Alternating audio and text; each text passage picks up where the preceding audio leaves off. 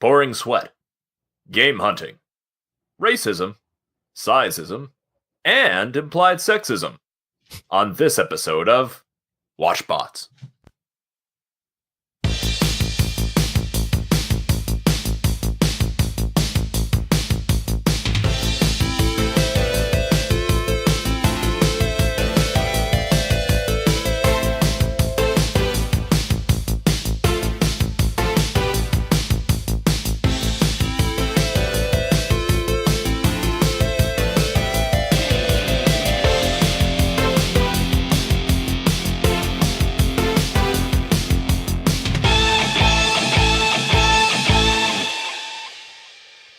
Hi, everyone. Welcome to Watchbots, the podcast about old television and adventuring with your pals. This is Ben, and I'm joined from the Quest plane by Dave. Great to be back, Ben. Great to have you here. From Pygmy Country by Shaylin. Hello. Is it okay that I said Pygmy Country? Nope. In the context of what we're talking about? You haven't introduced it yet, so it's still kind of offensive. Pygmy Country. And returning acclaimed guest Kendall. Thanks for having me back, guys. Welcome back. Hey, I think there was clamor of support in like the dark web. Yes. So, The dark web. The Onions wanted you back, and who are we to fight that? The Silk Road demanded it. Oh, God. Does that still exist? Did that get shut down by the feds? I think Road? it got shut down, yeah. What is? The Silk Road, the black underground market for getting your drugs and weapons. Cool. Yeah. I learned something tonight. That's where I got my butterfly knife. I just thought it was Walmart. Hey. Hey now. Hey, they don't sell it. Where I got my anymore. Morning Star. The vegetarian hamburger company? And Yes. hot dogs. Yeah. These hot dogs give me the shits. All right, strong start. Jesus. Fuck. Okay. So See, it's a dark web weapon. so you made the choice to come back. Thank Why? you for having me back. Why? Why? Yes. Like you said, this is a show about old cartoons and, Whatever bullshit and I come whatever up with. bullshit. Yes. and good songs. Yes. Good songs indeed. Right. Well, this should be a banger. This show is going to release on Memorial Day in the US. So a very somber episode ahead. And I need everybody's Memorial Day reflections. No, I'm just kidding. I won't do that. I don't have a bit. Well, with Memorial Day comes cookouts and everything. So what's everybody got a favorite cookout food or drink? Maybe a memory? A favorite cookout memory? Yeah. I'm asking this because I know Shaylin has an answer. Like, I'm almost positive she has one. I have many. See? I was right. Great. That's it. Yeah, then that's it. I don't need to share them. Okay. I like a good dog on the grill. Oh God, yeah. I like splish splashing in the pool. Just noshing on some Nathan's hot dogs. Yeah. Nathan's, if you're hearing us. We'll take that. We'll take that money. Sweet advertising money. Yeah. My grandpa was a veteran. He passed away last year, so he was not injured in battle. Mm-hmm. Thank you for your service. Why are you laughing? Weird flex, but okay. No, his whole thing about Memorial Day is that like you're supposed to be somber when you're in the cemetery, and outside of that, anyone that he knew that died in any war would have preferred to be partying. Sure. So that's the best way to honor their memories. Mm-hmm. Like in the cemetery, shut your mouth and keep your head down and say a prayer or whatever you do. And beyond that, like, hey man, you just enjoy that freedom. Soak it up. So speaking of Nathan's, this is maybe a story that's more appropriate for July 4th, but I like the hot dog eating contest. And one year I got inspired to try it out, but I only got one package of hot dogs. Now I did go with And Nathan's. what a year. Yes. The year was 1964. But anyway, so I bought a package of hot dogs and a package of buns, and I boiled the hot dogs, I think, because I think that's what they do Mm-hmm. in the real deal contest. And I timed to see how fast I could eat them. And I think I ate the 8 hot dogs and buns in like 2.5 minutes. And That's impressive. It's too Yeah. many. Do you still have a colon? No. That's the thing is, at first I felt okay, and then I had to go lie under the air conditioner for I don't 3 feel hours. so good. As I recall, I washed it down with an energy drink as well. So, like, it's a wonder that I survived past, 27. This is like your version of the Homer Simpson Chili Boots Space Coyote episode. I didn't have any visions, just pain. Just pain. And sweat. It wasn't sweat Yeah. at that point. It was just literal hot dog grease just pouring out of his Could have pores. Could have been. I've never felt so alive, though. So we're talking about Jonny Quest this week. And Kendall, you brought this choice to us. So what's your connection? Well, Where do you get off? where do you get the nerve picking Jonny Quest? Jonny Quest is a little bit before my time. This came out, and I never knew that it only had one season, Mm-hmm. but it was in syndication, usually on Sunday morning, so it wasn't on the Saturday morning Mhm. lineup.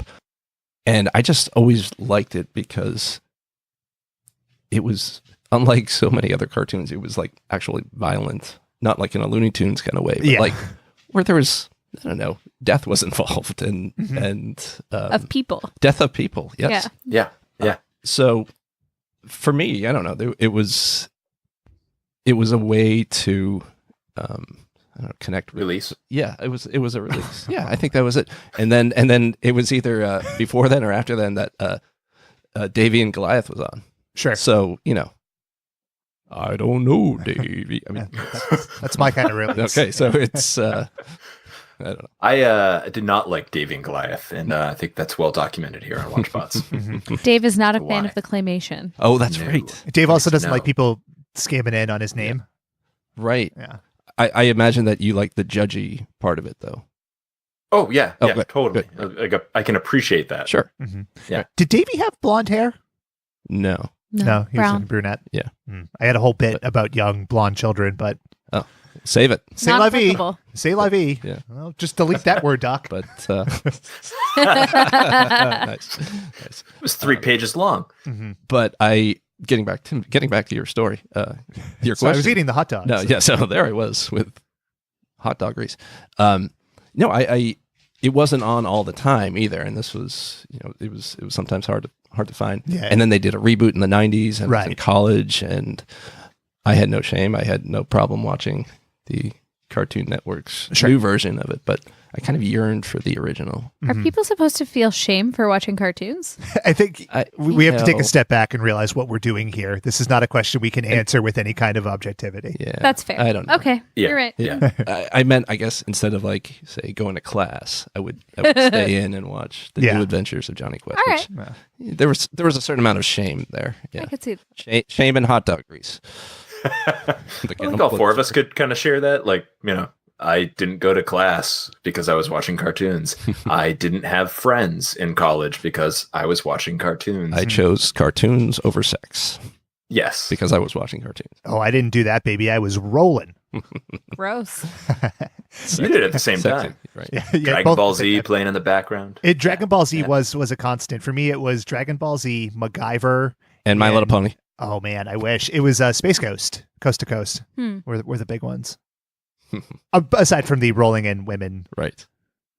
I didn't have Yeah. cable in college or access to cable unless I was at someone else's house. Mhm. And so I spent my time still not wisely, but it was not on cartoons. So Right. it goes. I spun a wheel with a stick. We played with a Jacob's ladder. The Quakers were nary. I worked a lot of hours at my job. What can I say? Raising Barns. Mhm. Well, Making ice cream. sun up to sundown. I chased a cow once. That was weird. Not at all. That was Not at all. that was just last week. What was life like in the Dust Bowl, Shaylin? I don't know because I wasn't there. I'm not selling your joke. 1930s Iowa. I refuse to engage any further on this topic.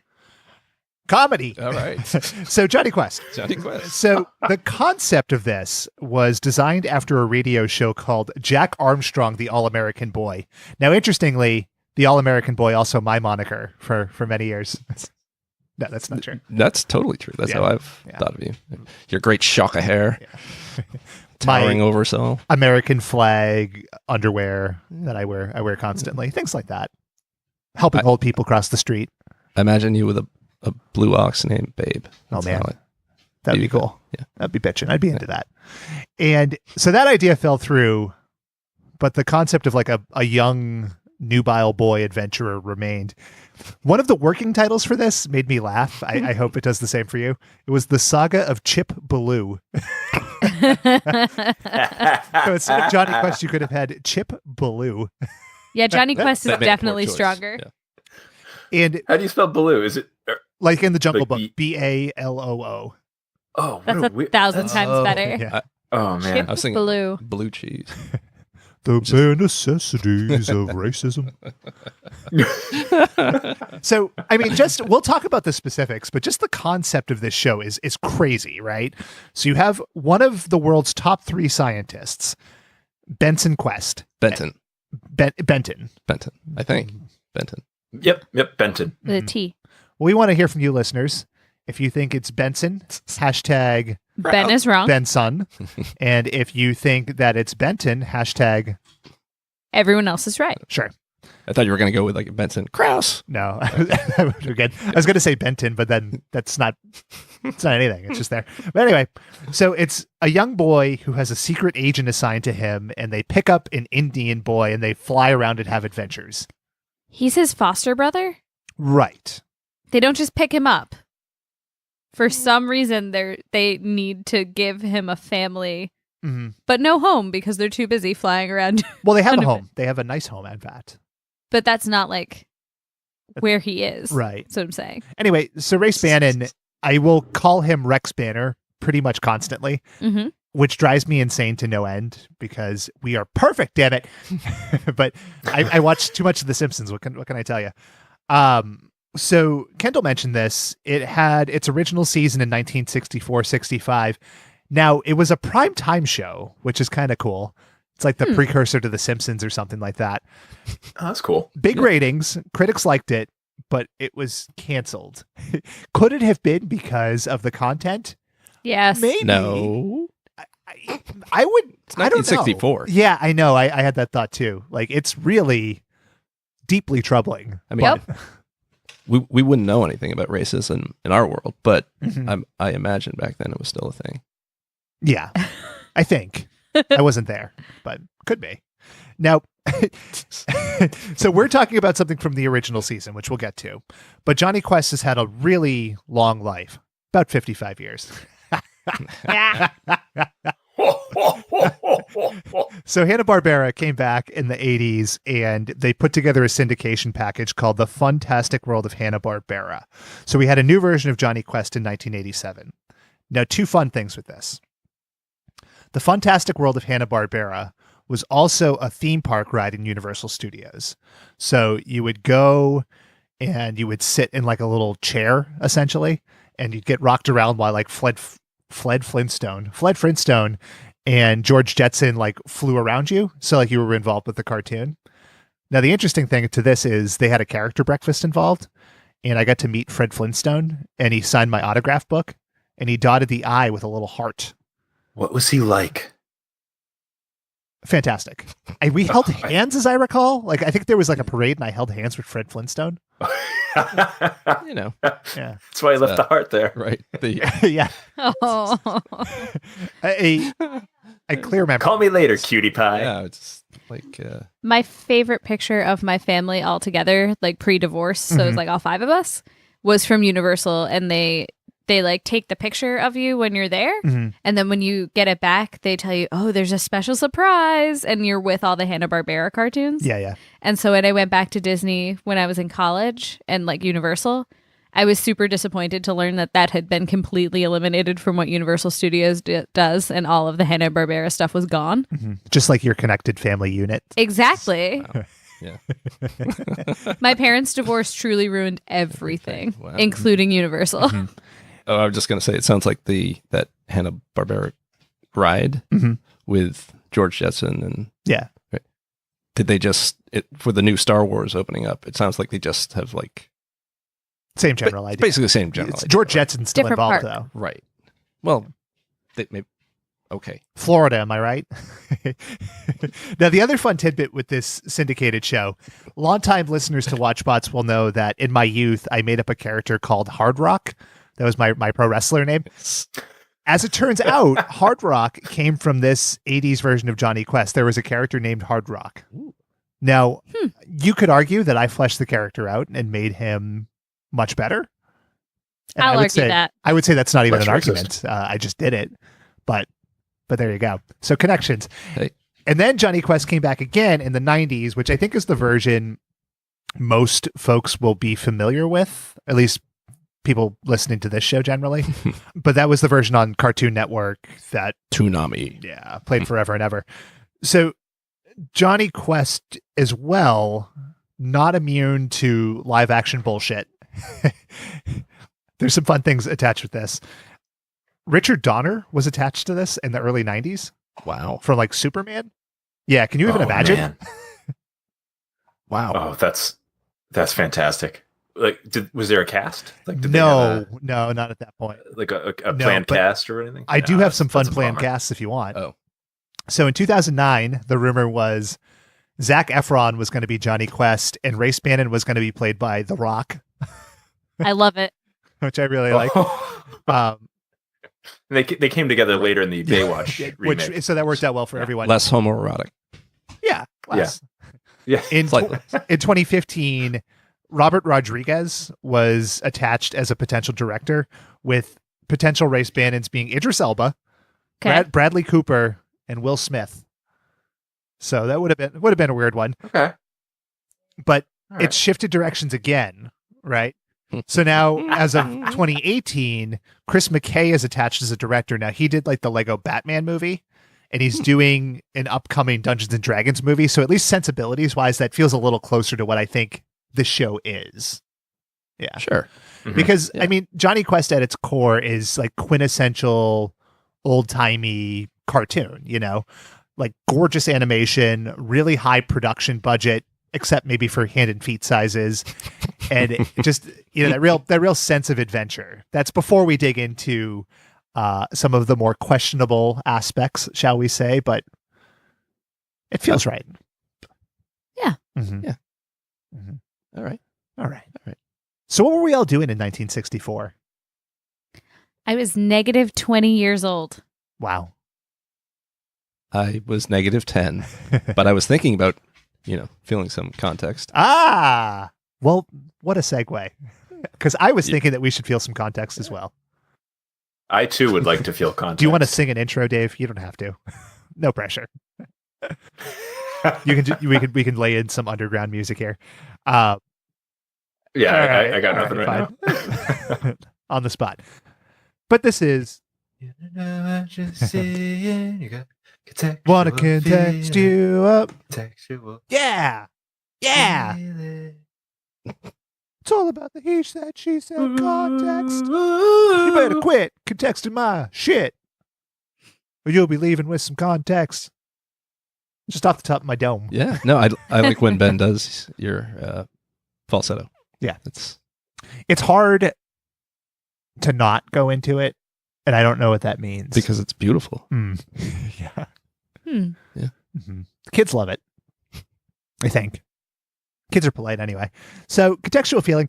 The episode we watched was A Small Matter of Pygmies, which is a wonderfully offensive title. I think the alternate title was Guess Who's Coming to Dinner.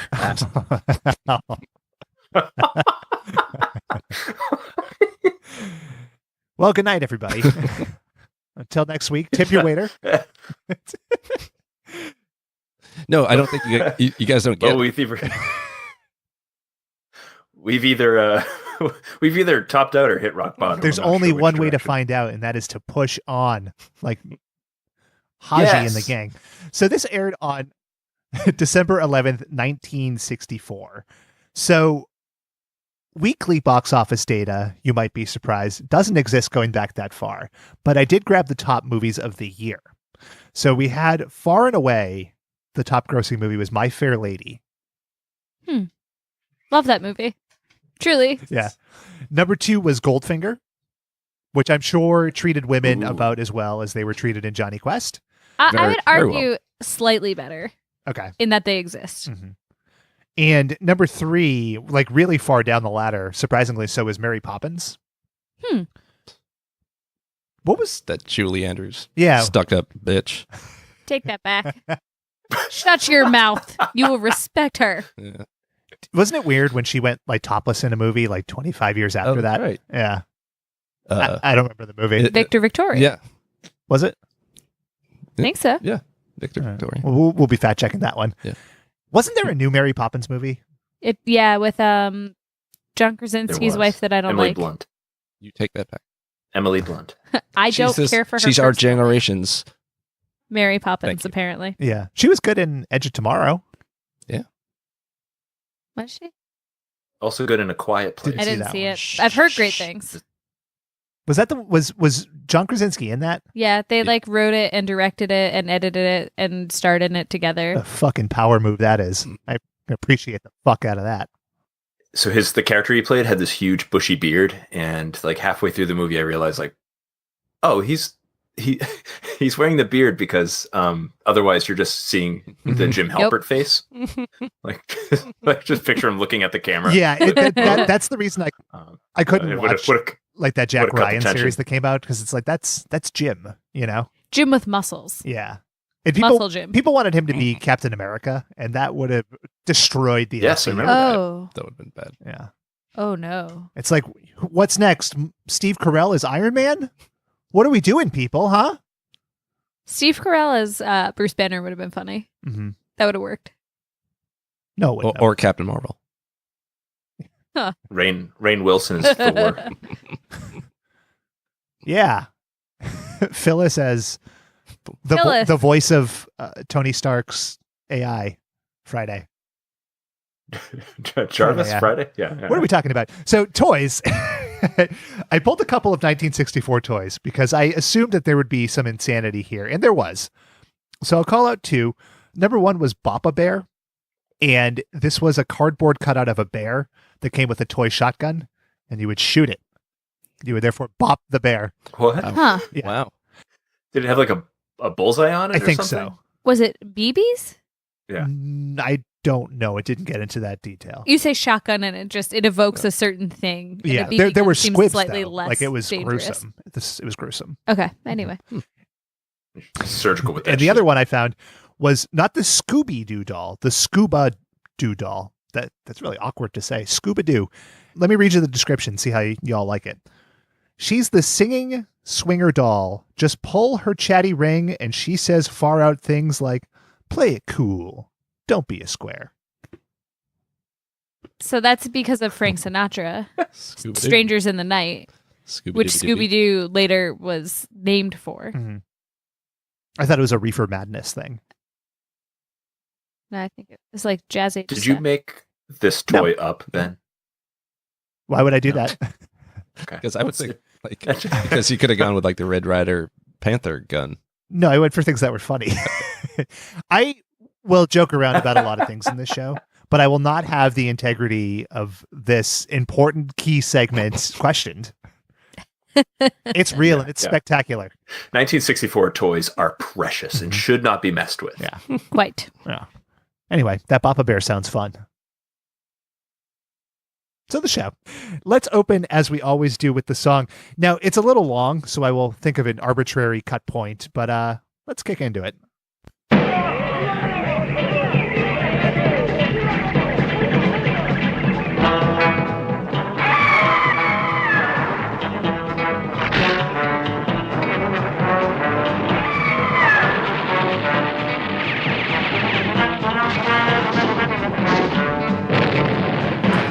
Now, before we proceed, Kendall, you also sent us an alternate version of the song, which I am going to play here. I kind of love this. The Japanese version of the Jonny Quest song, which is so crazy, it's so wholesome. We may listen to the thing all the way through. Great. Cool.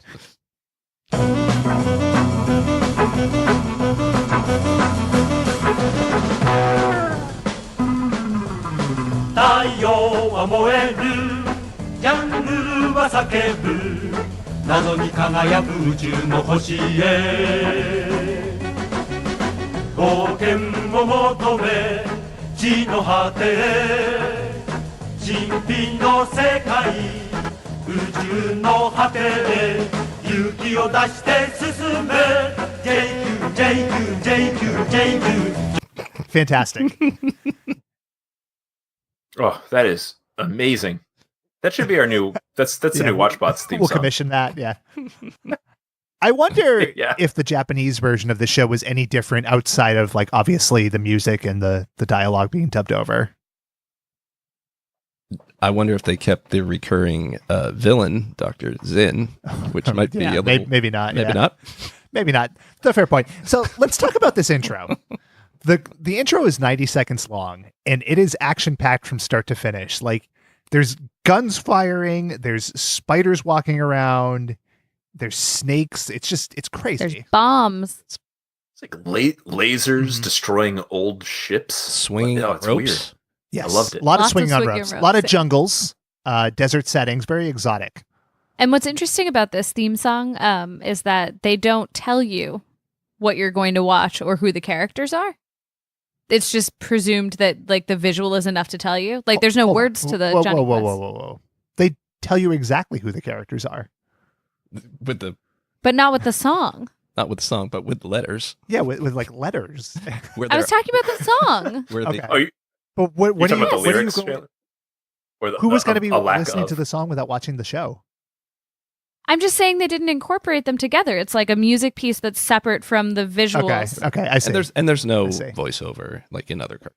Yeah. Okay. Yeah, I get. Right. I get what you're saying, Dick Shaylin. move, It's Ben. not like What? clear. Okay, first of all, who else had no idea what Shaylin was getting at until she explained it further? No, I got At first, exactly I what thought she you were was saying. making fun of the fact that they name the characters and the Which is very funny. Yeah. Yeah. cartoon characters are kind of looking awkwardly. Yeah, I think we, I Like was the- getting to that. we Yeah. need to spend a second on this because Yeah, they all do Yeah. the same thing. They look to the left, they look back, and they blink. And it's while their always name like two flashes on the blinks. screen. It's Right. it's like Yeah. And I think that's what Ben Yeah. were everybody you- did it. Yeah. I'm referring to. So, Anyway. still a dick move, Ben. Yeah. Yeah. Yeah. As Don't. natural. Thank We got you. your back, Shaylin. Fucking typical Welcome. fucking typical bullshit. So when I was before we get to the name Yeah. cards, watching the intro, I wrote down that it looks like, the show's a combination of like Kong Skull Island, Mm-hmm. Heart of Darkness, Slumdog Millionaire, and Randy Newman's Short People. And also, I would add to that James Bond Jr. Okay, sure. Yeah. Yeah. Ooh, yeah. Coming Yeah. at You one up me, Ben. Thanks. No, yours was no, better. no, I just no, that's fine. I was just punching it up a little bit. I was really trying hard. So the intro is like it's supremely violent, and then you get to the title card, and it says very, very prominently, "A small matter of Pygmies," and it's got like this really intricately put together like letterhead and stuff. The title card for the episode is probably better produced than I would say 80% of like the logos for stuff that we watch. Yeah, that's true. So like Mhm. this was true 60s Hanna-Barbera stuff, like just top quality stuff.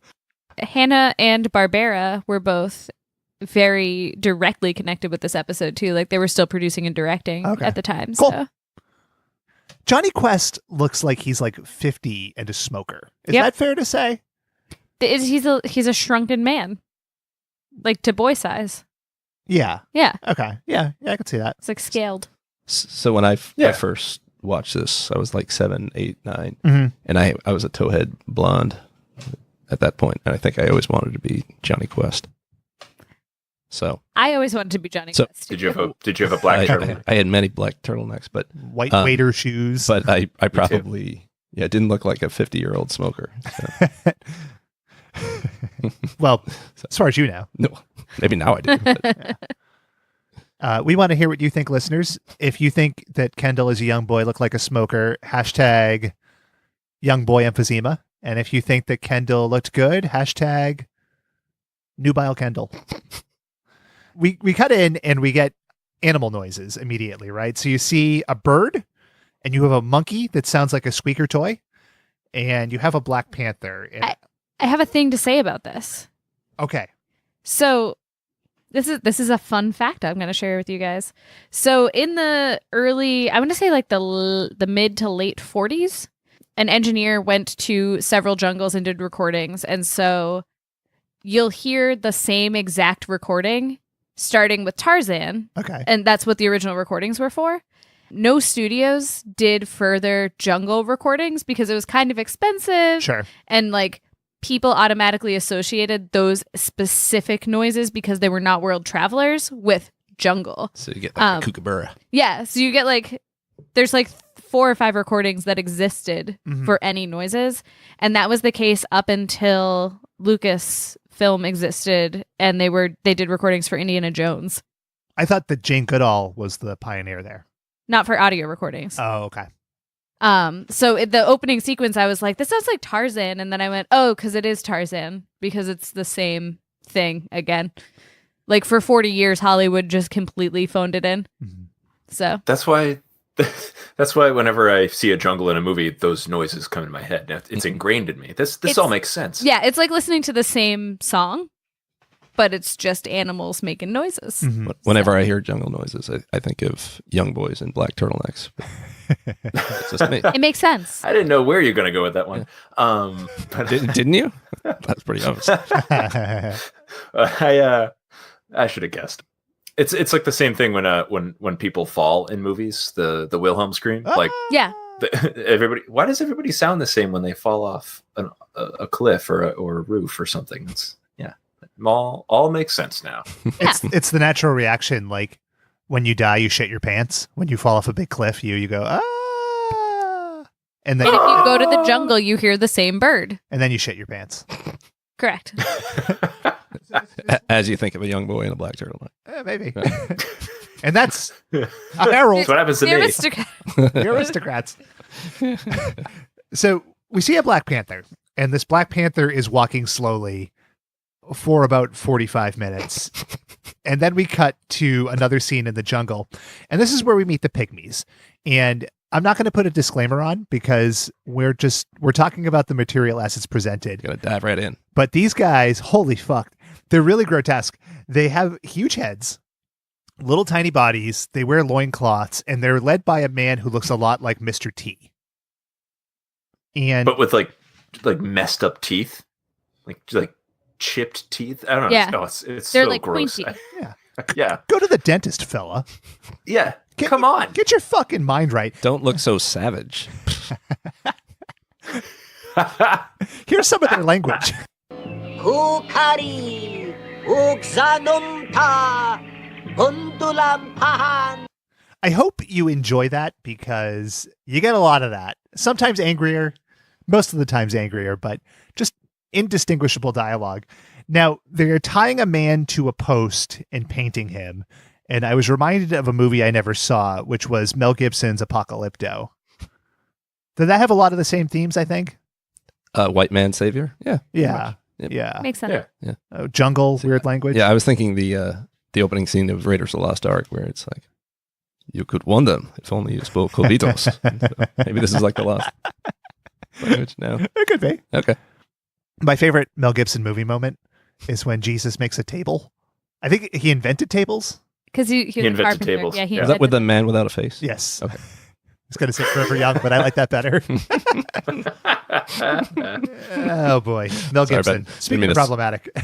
Triple under joke there. No, don't worry. Fuck. Just cutting all this fucking bullshit out. So the man is screaming, and we'll get to his screaming in a minute. I did pull a clip of this. Thank you. And then all of a sudden, we're in the Quest plane. Does it have an official name? There's more than one. The Questmobile. Quest 1. Quest, yeah. Yeah. Equestrian. It's probably like Quest 37 by the time we get to this episode, but Yeah. So we're introduced to Race, Johnny, and Haji.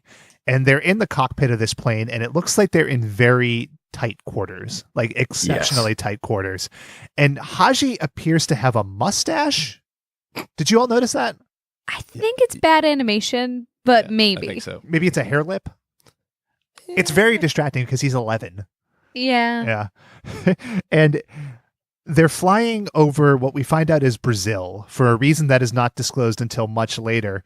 But Race introduces kind of the scenario that they're in, and he does so in a way that can only be described as non-white centric. yes, Offensive as fuck. Let's take a listen. What is down there?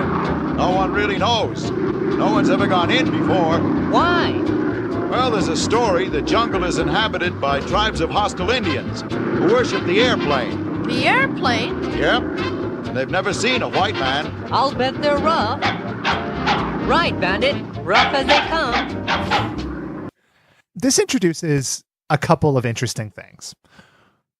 One is the blatant racism. Mhm. Okay, it's there. We don't need to hammer it into the ground. Number two, that this tribe worships airplanes is something that comes up constantly. And it wasn't until a second watch through that I was like, wait a minute. That is fucking crazy. that is wacky and never even remotely explained. And also, it begs the question of if they've never met someone from outside of their society, because ostensibly only white people are outside, right? How do they know? Yeah, I had the Yeah. same question, Shaylin. Yeah, that's that. Good question. So, yeah. Get your fucking script right, Hannah. Huh? Yeah, Barbara. Yeah, you But son also, of a bitch. so there was I think there was an early 90s film The Gods Must Be Crazy. similar. That was Falling a little bit Down? earlier. Yes, it was Falling Down. Three Men and a Little Lady. You guys are all correct. At Play in the Fields of the Lord, which pretty much follows this. Really? Yeah, but it's a very PC. It sort of goes the opposite way. It's very PC Okay. in like only in early 90s can be. Huh. Oh, you're thinking Mosquito Coast. That too. Yes, River Phoenix. Yeah. Yes. But the good thing about At Play in the Fields of the Lord is Tom Berenger hangs dong. So there's Cool. that. Yeah. Oh man. Yeah. Nice. Yeah. What's your favorite dong hanging moment in a mainstream film? Kevin Bacon from Wild Things. Okay. I have a different kind of answer. That's Okay. Harvey Keitel from The Piano. Oh, Oh, I think okay. his penis got nominated for Best Supporting Actor. Yeah. Boo-hoo. Kendall, what was your answer? Crying Game. Mm. Talk about your stocking stuffer. Ooh. Oh. What's your favorite dong hanging moment? I don't have an answer to that question. Oh, come on. I don't know who that is. Dong hanging? Oh, Dong Hanging. I thought you said Don Hingman, and I was like, I don't know who Don Hingman is. That's the name of my wiener. So, listeners, we want to hear from you with your favorite dong hanging moment, and I'm going to give you two hashtags. Number one is hashtag King Dong, and the other one is hashtag Dong King. So, Wait. Tip of the cap. We did not hear from Shaylin. We need to hear from Shaylin. Schindler's Shaylin. List. oh my God. Oh. Oh, fuck. Oh, there, and Shaylin wins. Listeners, You asked. we no longer need hashtag Dong King or King Dong. The bar has been raised. We have raised the bar. So, Cheers. thankfully, to go along with racist dialogue and racist dialogue, the plane has some mechanical troubles. And I'm going to play the clip of it crashing because it's amazing that these people survive. Brace yourselves.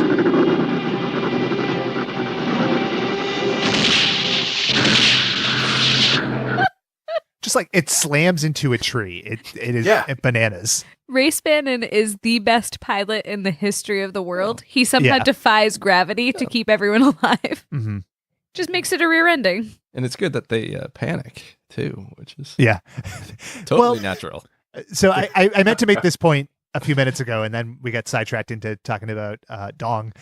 But everybody is very sleepy sounding, you know? Mhm. And you'll hear it in all the dialogue from the non-native characters. Everybody's just like, fucking whatever. I don't know if it's like oxygen deprivation or they're just so cool under pressure. They're a little formal. That's what I thought. Yeah. Yeah. And- Like I had the same thing. Like Race Bannon, especially. He's like, "Well, we're going to get attacked by pygmies now, and they're throwing spears at us. We better go hide up in those trees up there." It's just like very, very calm, cool, collected. Yeah. Race Bannon looked like Mike Pence. Yes. Yeah. Thank you. Oh yeah. I was thinking Robert Forster. Okay. Maybe. Can I jump in? But Mike Pence is a lot better. I was thinking Don Higman. Oh yes. I love He's my new Don favorite Higman. actor. I was thinking. I love Don Hingman in Schindler's List. He was great. Oh boy. Oh boy. So part of the On the rails. part of Race Bannon's charm for me Sure. is that he sounds like a lot of my relatives. Just in general, the way that they speak. Okay.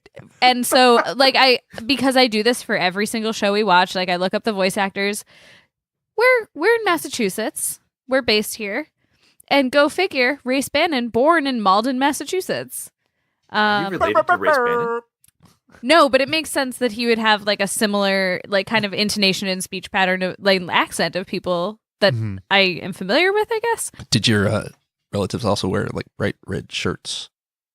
They did have a lot of white hair. Okay. Well, that's something. And they also are remarkably racist in some cases. So Win- there you win-win. go. It all ties Hated together. belts. I think to continue my descent into just pure hack humor, I'm going to put something on the soundboard for whenever we have a story that goes like, and then, but da-da-da-da, and then here's the point. And it's going to be like the Windows 95 noise. Ba-boom! Just like a real crescendo to the story, you know, like. Yeah. I like that. I like that. Whatever- I was trying to transition us into the voice acting power hour. Oh, dong. Oh.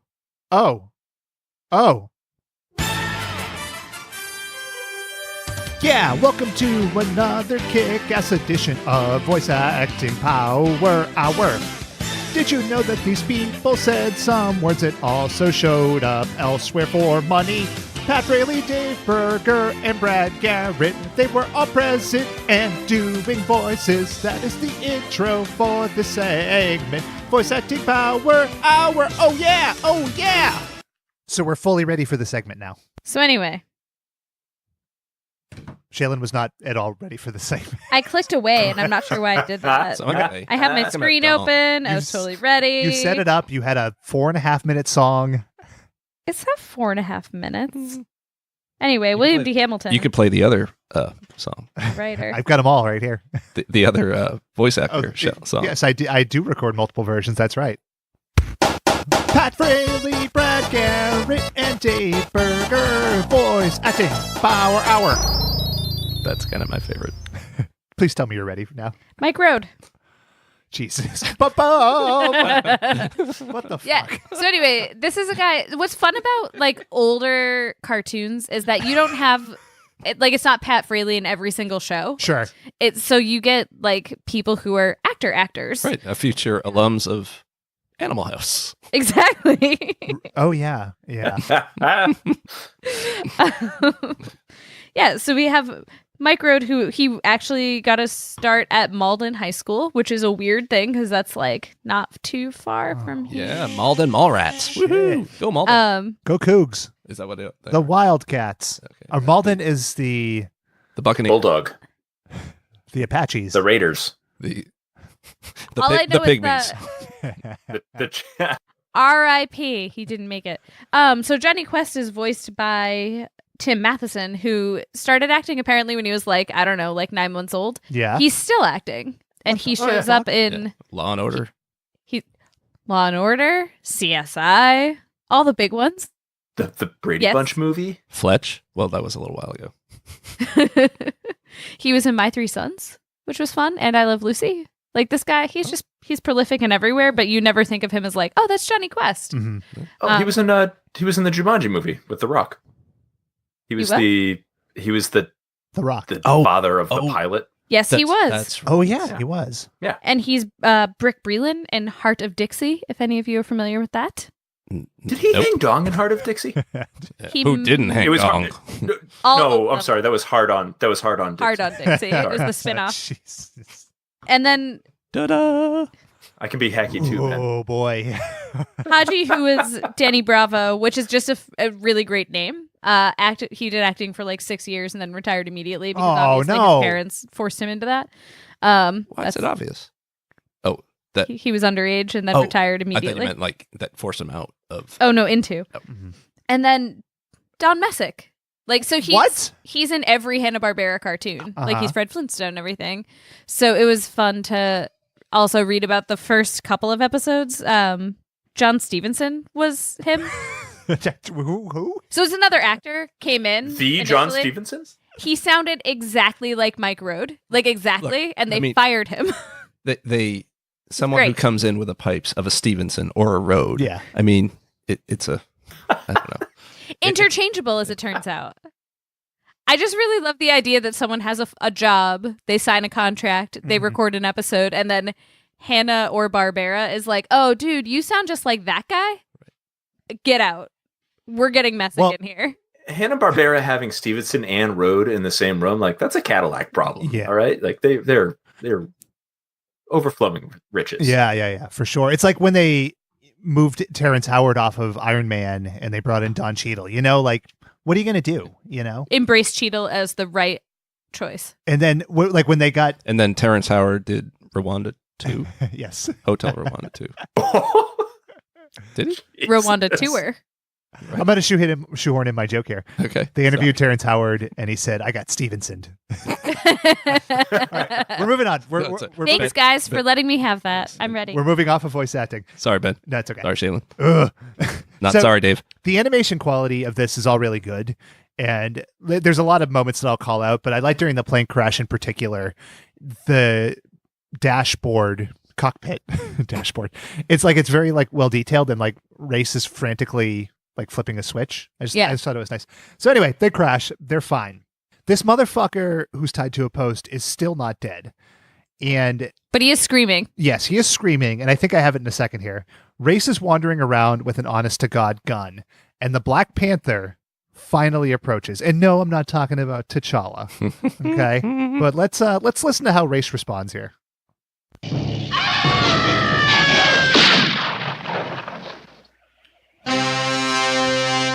He kills that fucker dead. But not right away because there's a double tap. Yeah, Well, no. we'll get there too. Don't worry. He's dead. But I just love the noises. Yeah. The horns. Bum, bum. What I like about the Panther is that he's fucked up because his tongue is lolled out. Oh yeah. I noticed that too. I was like, "What is that little? Is he smiling? Oh no, that's his lolling tongue." They could have gone with like Quite cartoon tropes of like X's over eyes. Yeah. No. No, Jonny Quest all about realism. Yeah. Yeah, a little. You need some verisimilitude there. And Kendall mentioned the double tap here, and I think this is worth listening to. And we could talk about Johnny's. What a reaction to nightmare this is. Yeah, a nightmare. Cat gets Stevenson. Not till I'm sure that man-killing panther is dead.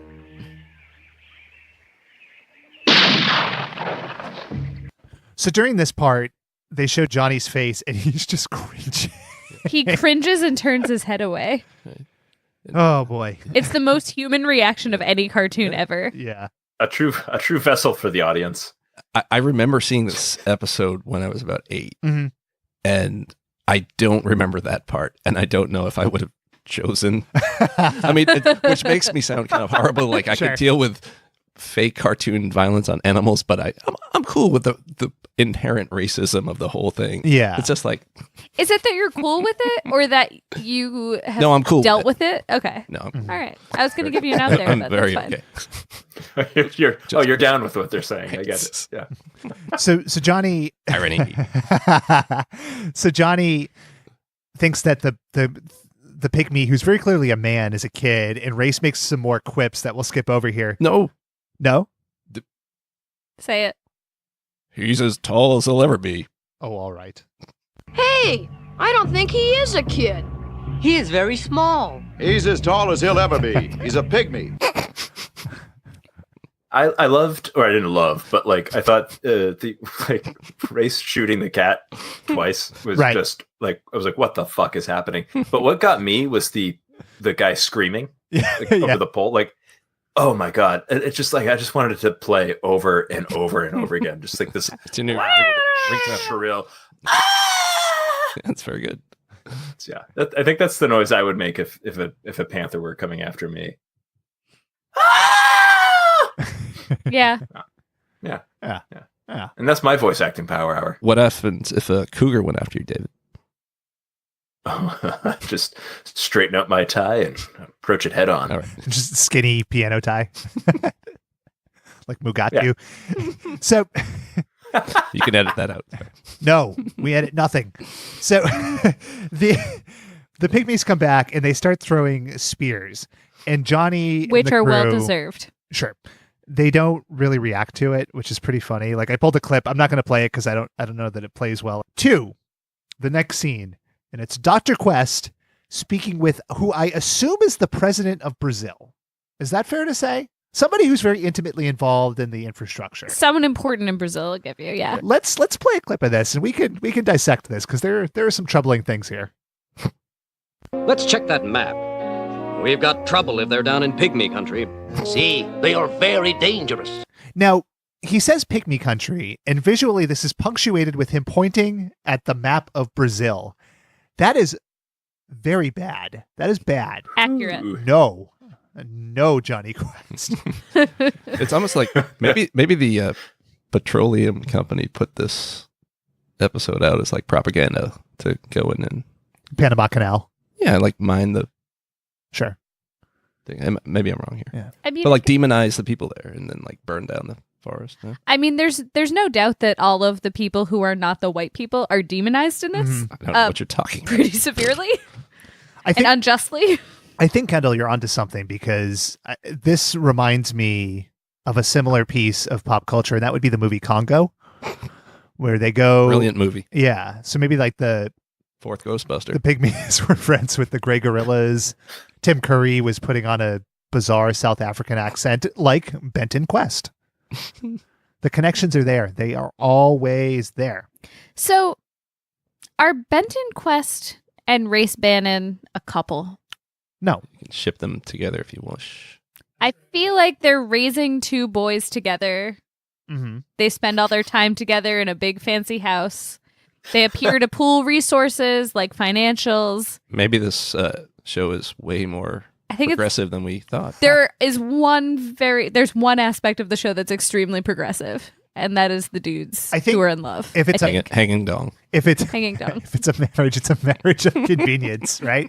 Because Benton is a widower. Right. And Race has been hired to be, Johnny's man-at-arms. Ward. Yeah. Yeah. So if they are in a relationship, it gets a little prostitute-y, which I don't know that I love. I was going to say sexy, but okay. Yeah, well, I mean, I think there's plenty of steamy. stories. The implication. There are lots of stories out there about like people falling in love with their boss. So Where are these stories? all over. Give me a URL. Sexybossstories.net. There's definitely a Jonny Quest fanfic. Oh, there has to be. Story about Benton and Race. Yeah. I thought you were going to get really weird with it, and I was going to say there are lines that I won't cross. No. And we haven't hit them yet because here is no, I don't have anything. All right. So anyway, all right. They're in Brazil. So they're in It's Pygmy country. So they're in Brazil, and they are just in a hut while the Pygmies are praying to a wooden airplane. So you have Johnny and Haji and Race and Bandit. I love Bandit. It's weird that you say that because I had a different thought about Bandit. Is that they get caught in all these weird situations. Bandit would have been killed and eaten. Oh, immediately. Almost certainly, right? Yeah. I don't even think Bandit would have survived the plane crash. He didn't have a seatbelt on. He's such a little asshole, too. Yeah, they No, he did. Yeah, he did. They put him in a chair. Oh, you're right. Haji did do that. Mm-hmm. Anyway. Haji followed the airplane instructions of you got to take care of yourself before you take care of your young associate. But I think that's the official airline safety language, young associate. Yeah. I use that language at work. They don't. No, Jesus. I'm just kidding. Just kidding. Young associate. I'm traveling with this 4-year-old businessman. So the Pygmies come to the door of the hut, and Johnny and Race continue to portray the ugly American stereotype with some just wonderfully friendly dialogue.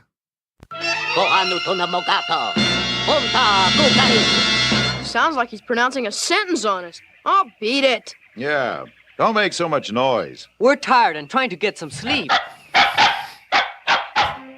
Bunch of assholes. I like that Haji tries to get in on it. Right. But he doesn't really sound as genuinely irritated. Mm-hmm. Because he doesn't use contractions. Ah, okay. Yeah. Well, when you're played by Danny Bravo. He does not use contractions. Sorry. That's how proper. you know he's exotic. Yeah. He's good grammar. Yeah. Strong genes. maybe we don't meet his parents. It's just some strong character work from Danny Bravo here. The next morning, the boys are let out, and they're attempted to be tied to poles. But wouldn't you know it, an airplane flies overhead. Now, we assume that this is a search party. Maybe it's not. I guess it's not really important. But the Pygmies lose their fucking shit, and they go down, and they're just they bow, and they're kneeling. And then Haji decides to get in on the questionable action. I'm glad that you're going to play this clip. Yeah. Yeah. This is one for the ages. Sing, sing, salabim. Sing, sing, salabim. Aya tu sim, natim. Sim, sim, salabim. Yikes. This is what Haji got put up to do by Race, Right. Yeah. who says, The levitation trip. can you do the trick you learned? And my takeaway from this is that everyone in this episode who is brown is considered either magical or evil. So if you're magical, you're a good guy. And if you're not magical and you're brown, you're evil. And don't know how to wear clothes. And yeah. Any concept of clothing or any. But it's any weird. Sort of It's like there's some, civilization. I don't know, trope or something that's Yes. noble savage. I don't know. Something. I mean, it would be more people should get in on that story. I just came up with it. So Yeah. you're welcome. Put a trademark on that shit. Roll it in royalties. So Haji is waving his hands around, and I think it's supposed to evoke like a snake charmer, but with the asses of the Pygmies pointed towards him, it just kind of looks like he's fanning farts. I really enjoyed. So is there a reason that when Johnny and Bandit and Haji have they're not tied up yet, right? Everyone is bowing down on the ground praying. Why didn't they just cut Race and run? That's what they tried to do. They were trying to get the spears away so they could escape, and the guys wouldn't have any weapons. But the guys with the spears are praying and not looking at them. Right. Well, you mentioned the weapons, and and Johnny is assigned to get the spears, and he trips and falls. Adolescence, it's tough. Oh, me and my big feet. Good humble brag. I appreciate that. You know what they say about a man with big feet? I don't know, Ben. What do they say? He's Their a name woman. is Don Hingman. Big turtlenecks. Oh boy. Oh boy. So they're tied to poles, and it's nighttime. Everybody's sleeping, and all of a sudden you see like a wicker basket moving, and it's like gliding perfectly on the ground. It's rolling like BB-8, and then all of a sudden it stops, and the rim of the basket picks up, and it's like the Pygmy that they say from earlier. You just had to make sure, and then the lid goes down, and he's just moving around. Now, I appreciate this guy's flair for the dramatic. Everybody was sleeping. This was a completely needless move. And as it turns out, a very dangerous one, because he knocks a spear into the fire, and the spear, well, it does something to the Pygmy chief. I'll talk about 1 minute here.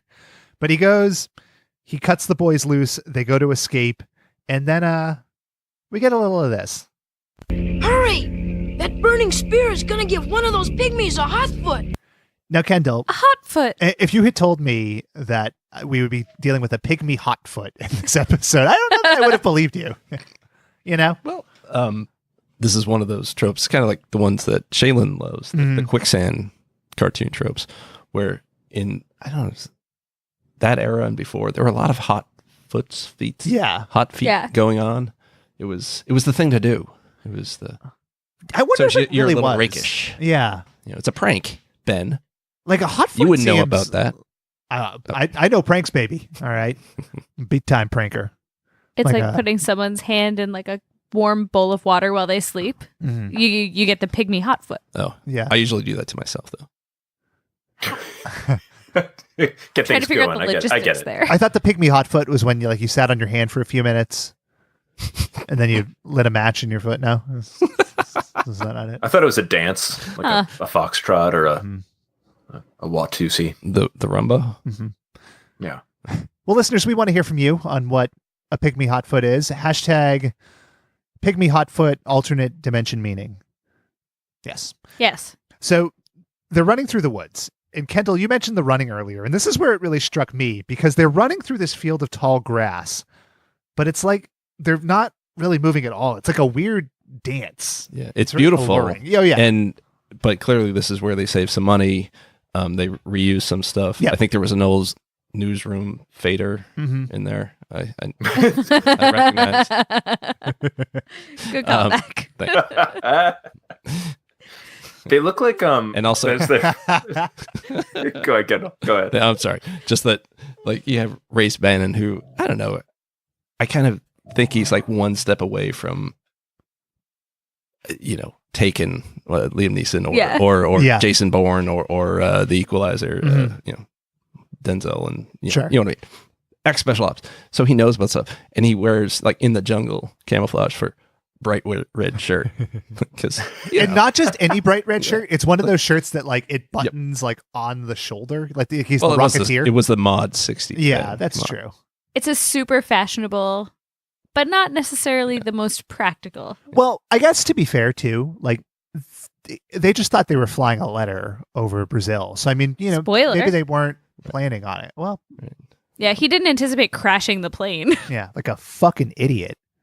Nice job, Race. Get your fucking mind right, pal. Stupid Race. You stupid fucking dummy. Makes me fucking sick. Whoa, Ben, calm down, man. Learn to run too, pal, huh? Yeah, he looks like he's just speed walking in place. Yeah, like kind of like speed walking is weird. Yeah, it is. Like just rolling his hips and like heel toe, heel toe, heel toe. Yeah, sexy Race Bannon. stupid walking pants. He'll be pouring sweat here in a minute. So they get to the raft, which was made of something and by somebody at some point. No longer important. The important thing here is that they're being pushed down the river by their pygmy friend, and Jonny, he knows how to communicate. I remember. Loka Turusa! Loka Tarusa! Nanto Ketoram! Nanto Ketoram! Nanto Ketoram! And then he waves with the tiniest hands I've ever seen in my life. This is what freaked me out about this episode. Nothing else, just the teeny tiny hands. Like CeeLo Green out there. Fucking weird. Just a teeny tiny baby with my baby hands. Can't eat food. Can't open a jar. Something pickled with my tiny hands. But I will hang dong. All right. Hey. So we'll be back next week. Okay. So we cut back from commercial and the guys are on a hill and they're just hanging out on top of a hill. And let's play this. Come on, boys. Let's go up and dig in.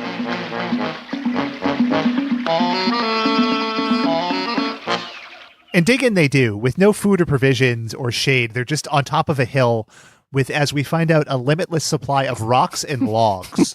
And excellent music. Very, very good music.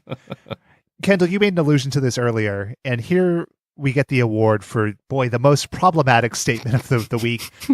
And the Pygmies show up. Fuck it, let's just listen. Look, they sniff the ground like dogs. They're the best trackers in the world, Haji. What a mess. And you guys said this episode was problematic. Yeah. I don't know. It's very complimentary to the Pygmies. They are good trackers. The best trackers in the world. So, but this is their first interaction with people that are not Right. from their society. Right. Yes. How does Race know this? Race knows everything except how to run properly. At first, I thought that this was the guy that they had saved.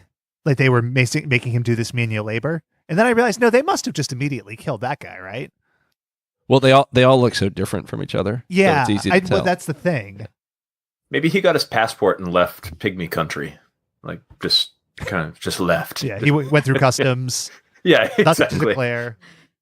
I just assumed that he was hanging out like in the water still. Oh, maybe. So that they couldn't sniff him out. Sure. Maybe he followed his dream. Yeah. And he became like a dentist. Because Rudolph the Red-Nosed Reindeer came out this month. Yeah. Yeah. the Pygmies start firing uphill with bows and arrows. So you see a little bit of Race's plan because he knows the elevated position. I have the high ground. Very tactically important.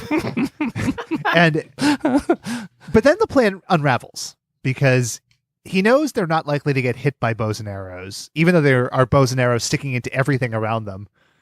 But his plan is to just roll shit down the hill at them. And this is a really nice bit of animation because he's shoving a boulder and he's just pouring sweat. And it was fucking hot as hell. But the Pygmies easily avoid the boulder. Like they just duck and it goes by with no damage done. For a while. And he rolls down a second one and it hits them and they go flying. Now, I didn't grab the clip of them using a bowling metaphor, because they use it 4 or 5 or 6 times about like the 7-10 split. Yeah. Right. Yeah. Bowling for Pygmies. But it's the name of my documentary. Or Pygmalion. Because, yeah. Here, though, like I was kind of with Race. They're hanging out behind a log. The kids are pretty safe. And then Race tells them to do something, frankly, quite dangerous. What now, Race? Another boulder?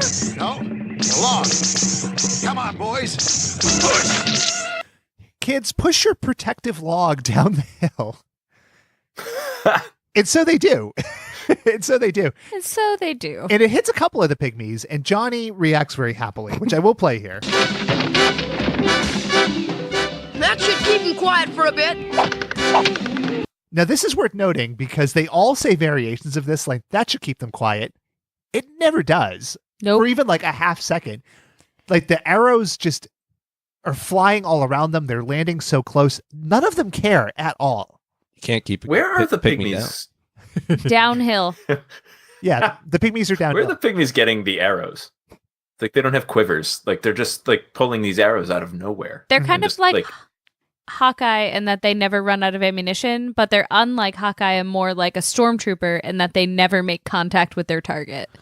So, you know how in Return of the Jedi, like the Ewoks just have like everything's like swinging on rocks and logs and stuff? Yeah. Same idea. Like, I think that they had just rigged the area to blow. That's definitely true. You know? They are persistent motherfuckers. I'll give them that. Like, there's rocks flying at them, knocking them over like bowling pins, logs, and they just keep throwing. Resilient. Race wouldn't give them that quality. Race also resilient or race-zilient. Yes. Huh? It's good. It's good. He's good. Yes, he's good. And this is Race's redemption too, because for as racist as he was in the beginning, he won my heart back saying things like this. You watch down the hill. I'll take care of those babies. Right. Take care of those babies. And give me a gin and tonic, baby. It took taking care of babies. Give me a highball, Haji. I could not figure out for the life of me at first if he was referring to the Pygmies as the babies he was going to get, or if it was like a comma babies and he was talking to the boys. I think the Pygmies. I think you're right, but I had to process. Yeah, it's like it's an insulting term or like a term of endearment. I'll take care of them, babies. Don't worry. Exactly.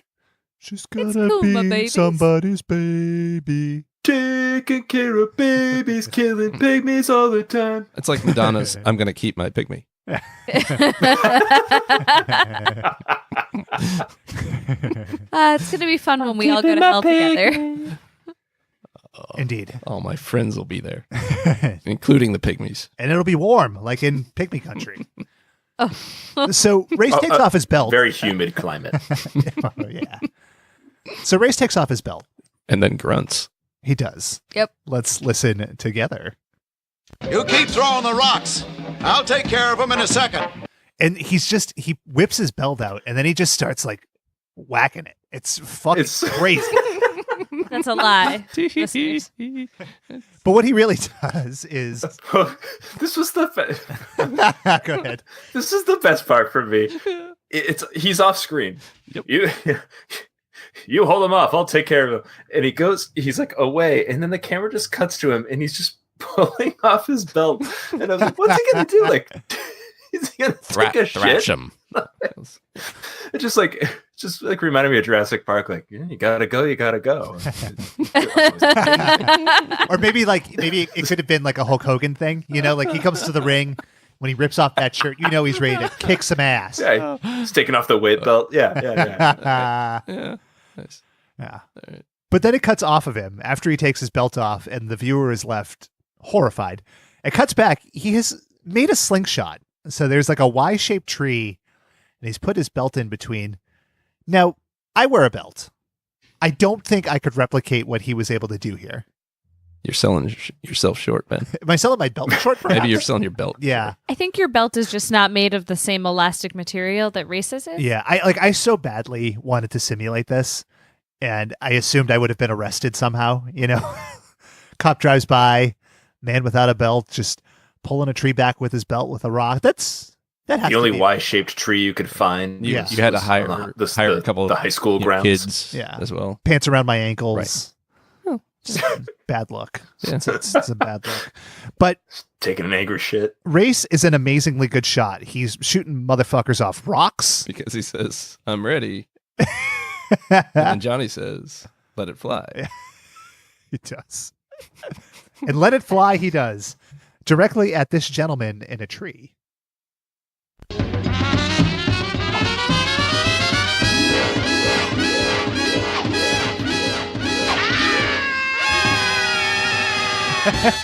Good shot, Race.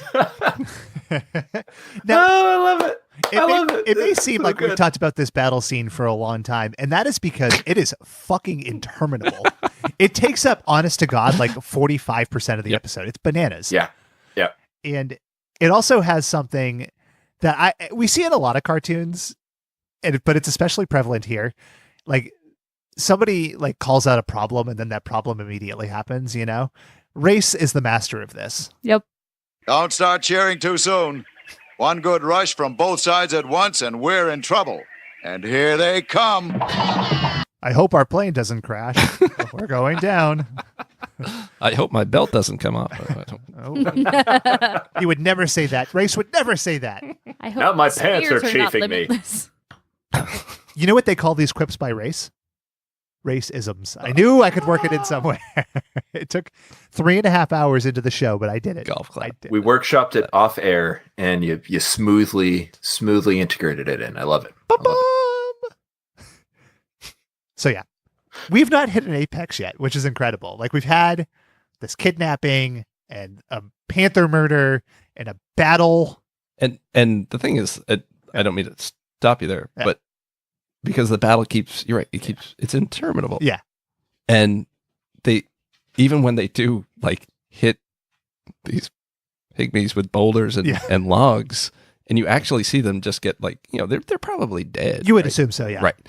And then Race immediately, you think like they're doing well, but then Race is like, don't start cheering too soon. Like, Yeah. And it's that, like, I don't know, like wet blanket of a coach in Little League. It's just like, let's not sucking each other's dicks yet, ladies, which I don't know. Maybe I was born in a different time, but like, it's kind of how coaches often. I don't remember that from the high school sports that I didn't play, that kind of dialogue. I can tell you one thing. Race Bannon, not concerned with ladies in this episode.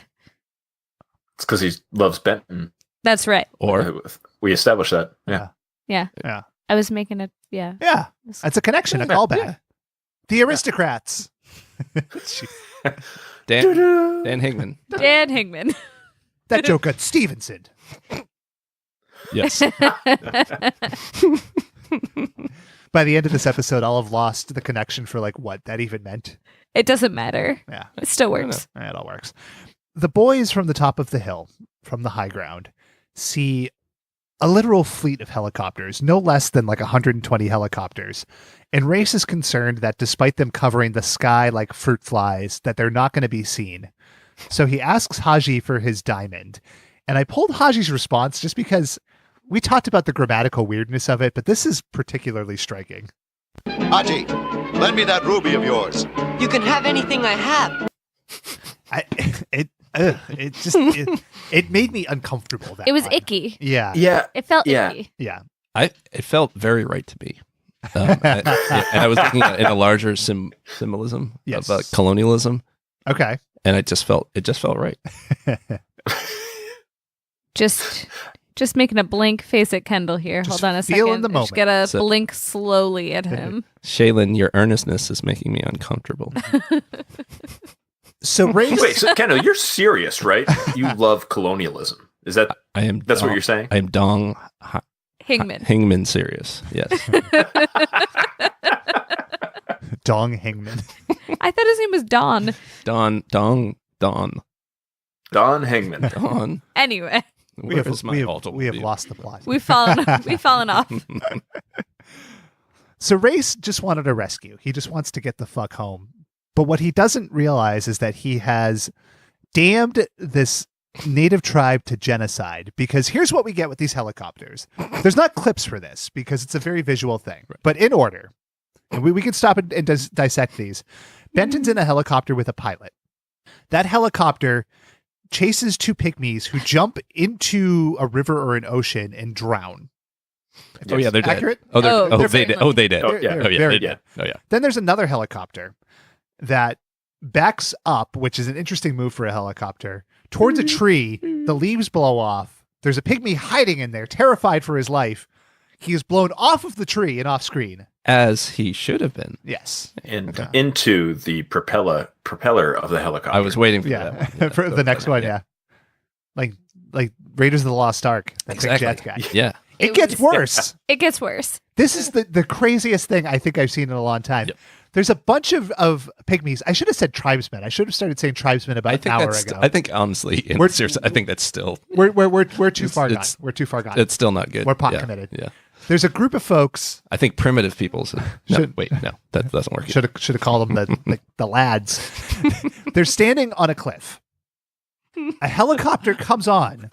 It literally knocks them off the cliff. That's correct. Now, whether it was the power of the blades, like blowing them off, or what it looked like, which is the helicopter physically ramming them off the cliff, I don't know. Yes. Does it really matter at that point? Like, they were definitely trying to murder those people. Okay. Let's not forget that who they're doing it to, though. Mm-hmm. Do they know? No. These people are not people. They're pygmies, right? Like mosquitoes in some ways. I don't know. I find it easier to deal with someone's, like another people's death if we demonize them and make them, a faceless, completely dehumanized group. Yes. Thank you. Okay, you understand what I'm saying then. But so that makes it okay. Okay, but here's the thing. So it sounds like you're agreeing with Kendall a lot, Shaylin. Yeah. Yeah. I think we do see eye to eye. I'm glad we had this. Here's my counterpoint, though, because we can't dehumanize them, because the pygmies perform the ultimate human gesture of anger as they're being killed, and that is, of course, the angry fist shake. Yes. God, a pygmy. Yes. For the listeners at home, Ben and Kendall just shook their fists together, like synchronously, without any kind of planning, and it was really delightful. Mm-hmm. Jinx, owe me your Coke. Anyway. Fine. Coke right here. All right. Let's wrap this up. So, we have to get to the ending. The ending is crazy. Yep. I pulled the last minute of the show. I've broken it up into chunks here because there's a lot to discuss. I don't know why. There's so much. So to set the scene, Benton, Race, Haji, Bandit, Jonny, they're all in a helicopter or a plane. Whatever. Helicopter. They're in a flying gyroscopic thing. They're off the ground and safe. Sure. Here's part one. Say, why were you coming to see me anyway? I would have been back in a few days. Well, this came in the mail. It looked important. Yes, it does look important.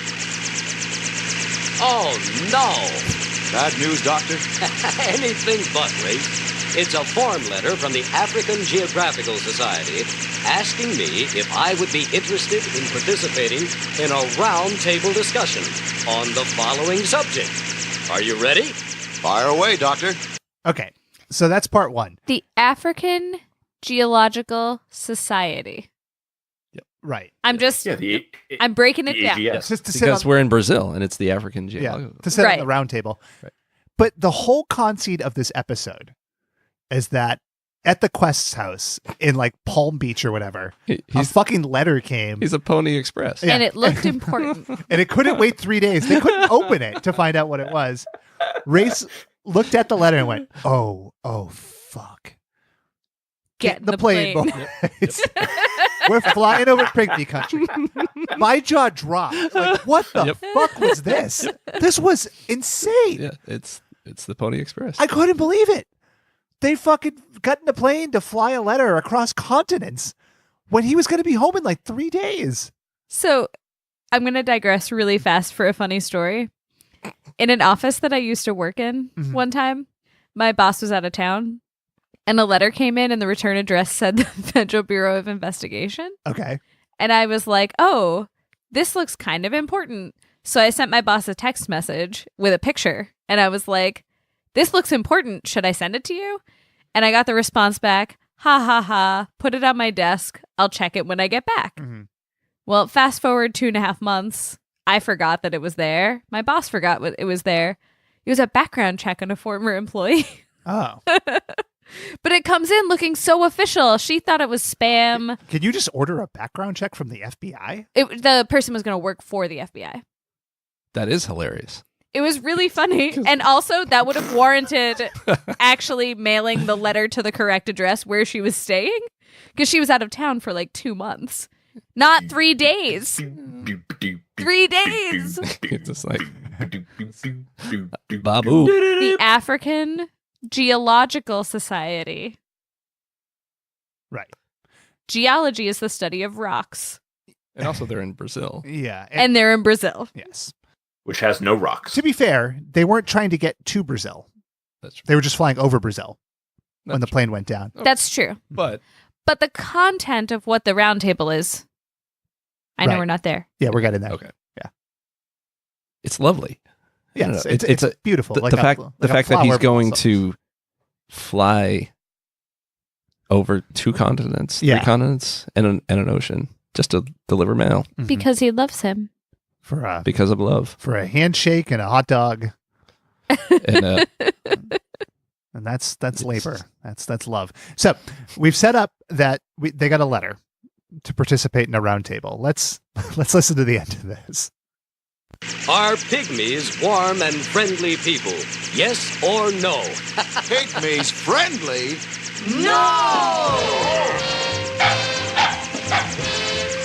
I think I'll send all of you and let you argue the no side. You'll win hands down.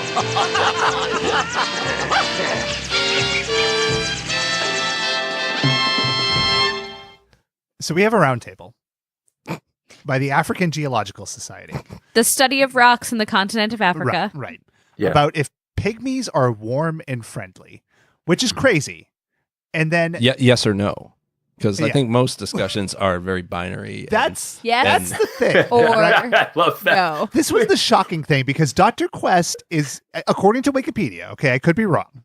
It was a long time ago, is one of the top 3 scientists in the world. And he thinks that this roundtable is like the debate team in high school. You would win the no side. I think there was more nuance in a high school debate team. Yeah, it could be. Yeah. Did debate teams still exist? Yes. Okay. My high school didn't have any of that. Yeah. Yeah. Nor mine. We only had like fucking church Yeah. school. We didn't have a debate team, but I have students now who were recently on debate teams. Okay. They exist. Why? What is the purpose of that? To teach people how to engage in civil discourse over subjects that they may or may not agree or disagree with. Like if pygmies are bad. Yeah. Yeah. If and they're warm and friendly. Right. Warm and friendly. Excuse me. Thank Yes or no? Kendall, you and me debate right now. Are pygmies warm and friendly? You take the yes side. well, before we get there, I thought debate teams exist to like distract the high school members that they're not having sex. I enjoyed that sigh of frustration. I lost my train of thought. No, no, that was not for that. It was Right. for the sad debaters. out Right. there. Right. Yeah. So I'm sorry. I'm taking the yes side. Yes. That they are warm and friendly. Yes. Yes. Well. No. All right. I mean, to be fair, they didn't murder those dudes. immediately on site, which Who? they definitely could have. Who didn't murder those dudes? What are you talking The about? Pygmies did not immediately murder Jonny Quest and Haji and Race Bandit. They had And Bandit. They had bigger plans. It was like Kali Ma from Temple of Doom. Yeah. Oh yeah, totally. Wrong continent. That doesn't seem to be a problem for Jonny Quest. Wait a minute. Where was Temple of Doom? Was it in like Nepal? Yeah. It didn't really exist in any place on Earth. No. What? I always thought it Hold was on. Asia. Is that not true? I think it was in Wasn't it Nagrabah? northern India, I think. Okay. Yeah. Supposed to be. All right. Okay. Because the Indian government did not let that movie play for a while, I think. Interesting. Yeah. And also, I don't know. the I brain don't of understand monkey, why. whose but, like, brains they eat are native to that part of the world. right, and it was very accurate. And I was actually upset by the dead monkeys. Yeah, me too. Well, we want to hear from you. If you know where Temple of Doom took place, hashtag the antidote to the question you asked. It might have been Malden. Might have been. Malden High School. I'm going to delete the last 20 seconds. Please, dude. Jeez. Sorry. Okay. You should delete the last 20 minutes. All right. So that's Jonny Quest. Let's rate this on the usual scales. Would you show it to a kid? Hell no. Kendall? Yes, I would. Okay. And I know that's an unpopular answer, but I remember seeing this when I was 8 Mm-hmm. in about 1982. And I remember that last line. And even then, which is, well before sort of PC time. Sure. I remember thinking, something's not quite right about that. Like, that's like, I enjoy a good violent cartoon. Mm-hmm. That's, I think, what? Like, there seemed to be an issue.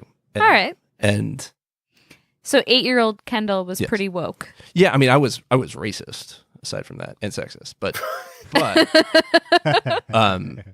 it did start some critical thinking. Sure. All right. It's just the beginning, the beginning of your education. Right. Yeah. I became less racist and more sexist. Yeah. Which is cool. Hmm. I'm cool with it.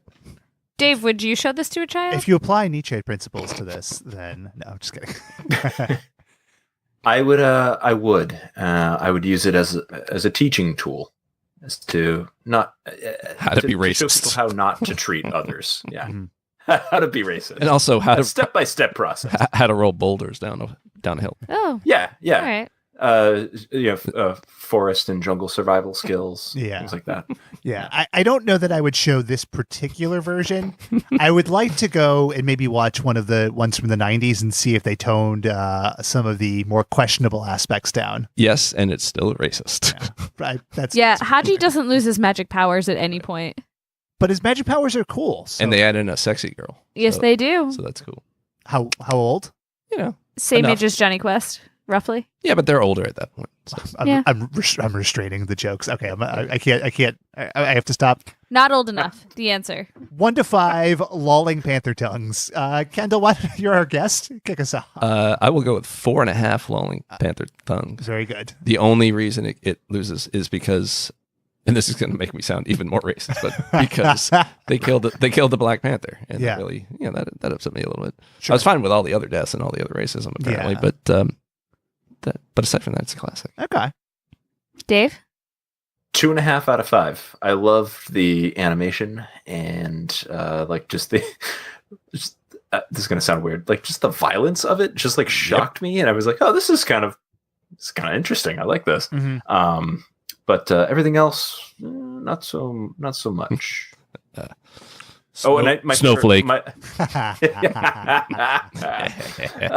And I think maybe my favorite moment in all of WatchBots is just them looking to the left, looking back to the camera. Their name appears. Just fantastic. Shaylin? So I give it a 2.5. The soundtrack, meaning like the sound effects and also the music, fantastic. Mm-hmm. Animation, fantastic. Production quality, voice acting, all of that was great. The content within the context of its time. Yeah. All right, sure. But looking at it through the lens of someone born in the 80s and knowing a lot of folks who, have been mistreated. Sure. Yeah, But- that's problematic for me, so I can't give it full stars. But imagine how we're going to be judged in 60 years. You can't do that. probably pretty much the same because not a lot has changed. No, but Well, that's bleak. Yeah. I mean, I'm feeling down this week, guys. Pygmies, It's fine. Right. Pygmies rose up. But 2.5 stars. all right, 2.5 stars. So here's the thing, right? And Ben, tell us the thing. Two fun facts before I. Yes. These are not fun facts. What am I talking about? One, there's not a single female character in this episode. Thank you. But unless the cat was like Black Panther. Which would make it worse. Yeah. It also Could be some of the Pygmies were. Nope. They all had beards, which I guess. They all were also animated the same way anatomically without shirts. And so maybe the other genders were somehow. No. There's no ladies. Okay. Yeah. No, One time I went to the carnival. I think you were there, Shaylin. And there was a snake lady. Yep. And like I went in to see her. And wait, Ben, is this how you lost your virginity story? Yeah. No. Yeah. Okay. Finally, we got to it. I didn't I'd witness had a 3 sideshow years. weird thing. No. So I went in and like it was like a paper mache body with like a small person, it's like her head sticking through, and she was very sad to be there. It was clear. Now, why do I tell that story? I don't remember. Okay.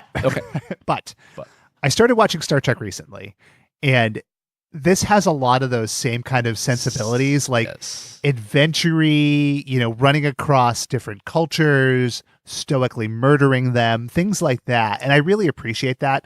And the music is great. The animation is great. And if you could just get around that pesky, horrifying cultural insensitivity, you'd have a real winner on your hands. The doozy. Yeah. I mean, I'm going to go with 4 lolling panther tongues here, because I think I enjoy the show for what it is. And like, that's not a judgment on the content. And I hate giving these qualifiers. Like, you can like what you like, that, whatever, but it's good. Like, I would love to see sort of an updated take on this that is set in the Indiana Jones universe. And it's just called The Adventures of Young Indiana Jones. Corey Carrier grew up in my hometown. With the guy I knew from that Powder. guy. Who did?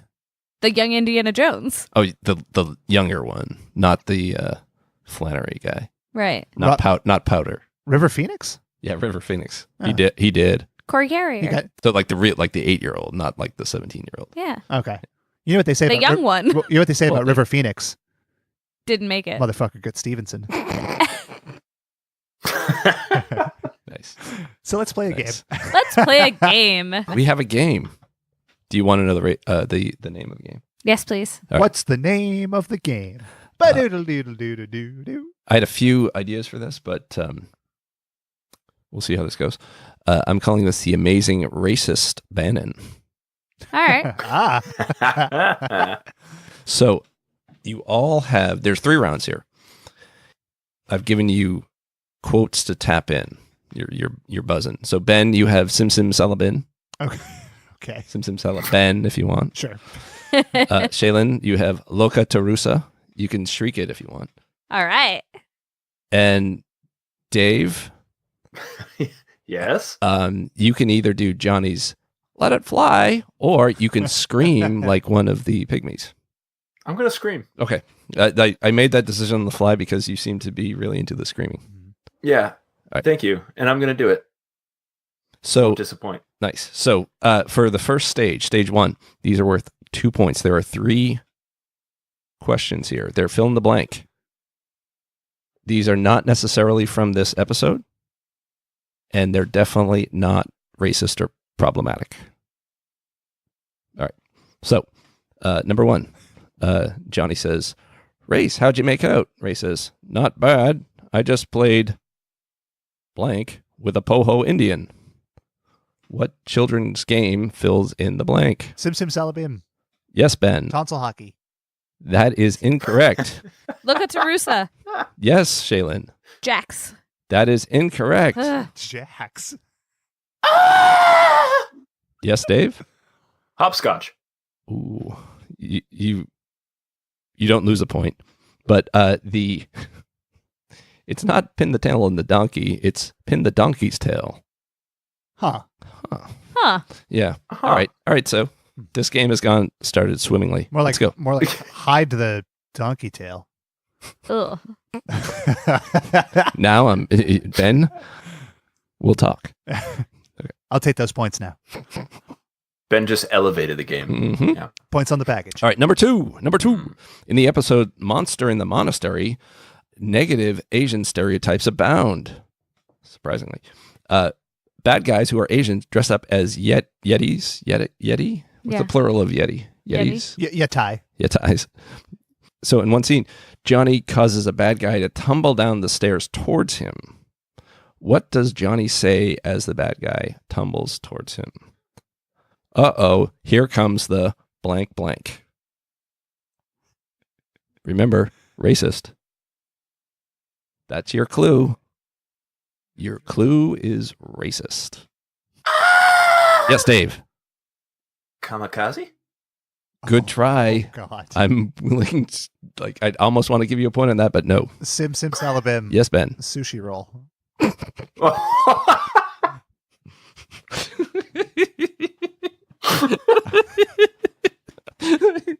I snorted into the mic. Sorry. No, that's. I like how you were upset at my answer, Ben, and then you had that one. I don't think I was upset. It's just like I said it, and you just went, "Oh, That's too far. Did you even see Pearl Harbor? Alec Baldwin, Shayla? Jimmy Doolittle was. I declined to give an answer because all of them are so offensive I can't say them out loud. You don't want Kitty to give cat. The answer is kitty cat. Kitty cat. That's not correct. Do you want? All right, I'll give you a hint so we can get some points on the board. Think Poirot. Oh, of course. it's the only time that sentence has ever been said." Think of a famous Agatha Christie story. One of the top. Look Oh. at Tarusa. I think Shaylin has it. Orient Express. All right. Yeah, Jalen. there it is. I was really resisting you man. guys. I was I'll really- take the points if you'll force me. I was coming in with a Miss Marple. Coming in hot in this marble.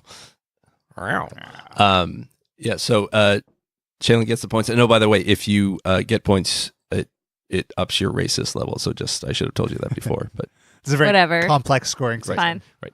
All right, number 3. I should write this down. I actually brought pen and paper this time. So Whoa. Yeah. Get more professional every week, you guys. 2. I'm wearing a tie. and nothing I'm else. on a pantsuit. Just a tie. Just a tie I'm and, drink- and a smile. I'm drinking espresso. That's how I'm hanging dong. You get Stevenson. Okay. All right, number 3. All right, you ignorant savages. Get a good look at Akizio, you blank blank. You savages better lay off, or I'll take your village apart stick by stick. What is race threatening these wonderful people who he totally respects? You blank. Akizio, he's playing the role of a river god. That's what Akizio is. Can you say it again? Sure, I would love to. All right, you ignorant savages. Get a good look at Akizio, you blank blank. You savages better lay off, or I'll take your village apart stick by stick. Think racism. Always. Loca Tarusa. Yes, Shaylin. Because I also know how much Jonny Quest, the show, the producers, the writers love women. I'm going to go beaver lovers. Ooh. Oh boy. No, but I'm going to steal that for my new novel. You're All right. welcome. That's not correct. I'm on a roll here. Yeah. This is a great game. We have 2 more rounds, but different parts. Oh boy. Yeah. Sim Salabim. Yes, Ben. River guppies. Close, but or no, it was close to another one in another episode, but not that one. All right, nope. And Dave, are you going to scream? You don't have to. Thank you. Yes. Indian givers.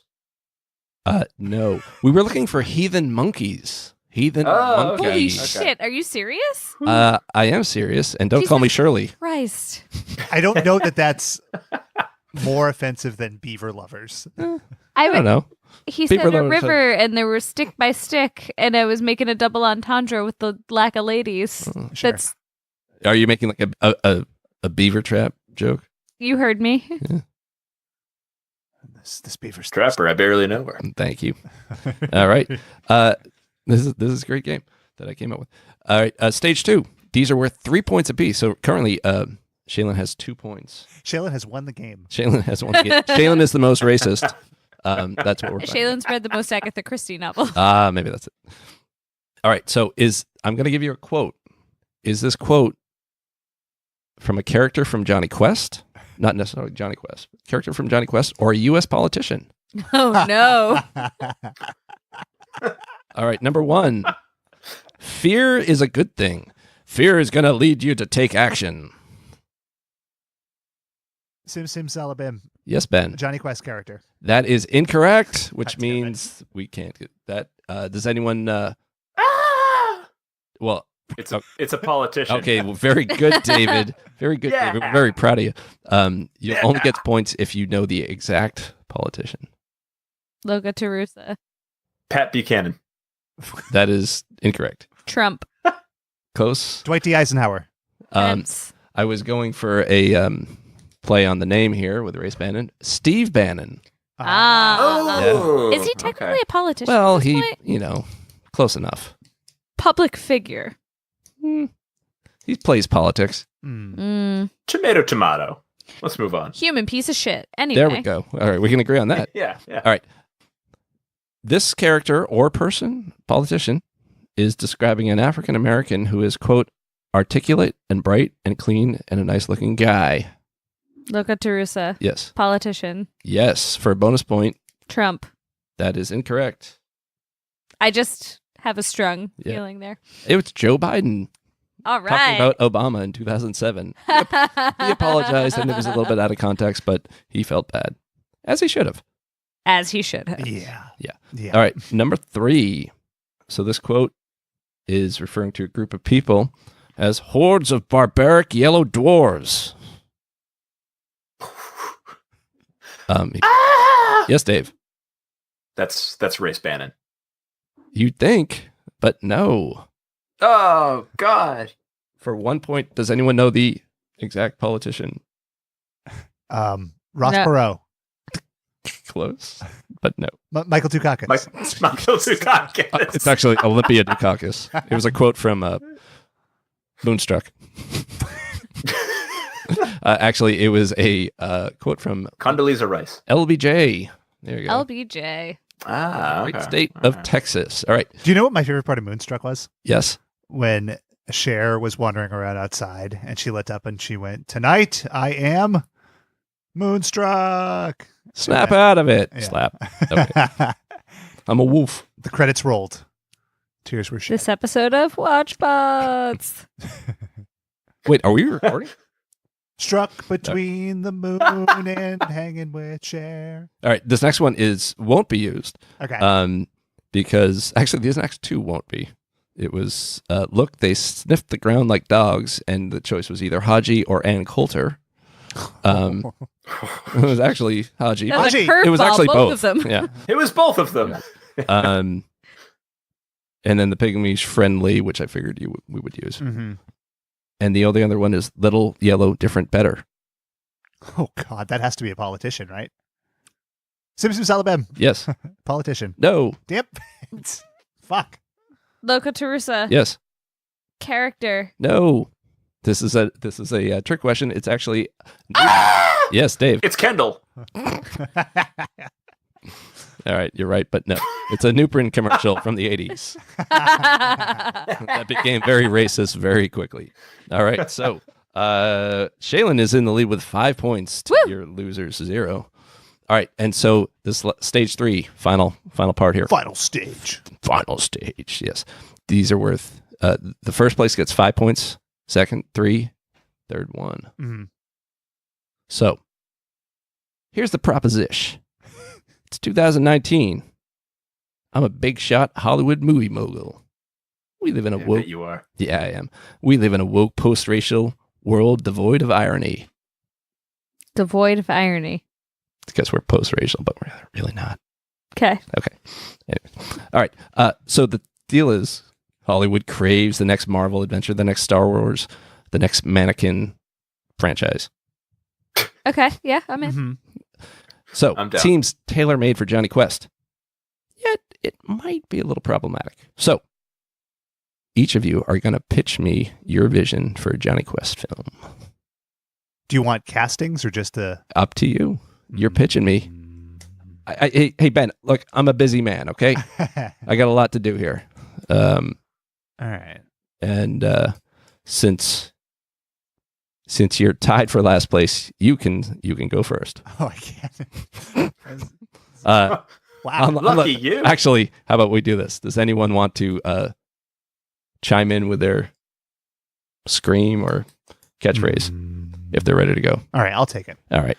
So, in this movie, Benton Quest, played by Gerard Depardieu, to provide like a goofiness but a gravitas that I think the movie needs, will be joined by his son, John, played by I'm blanking. Dustin from Stranger Things. He's the kid with the braces, you know? And they have non-race,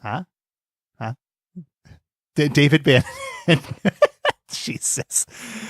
Fuck. Who's a young buff cutie pie? Justin Bieber.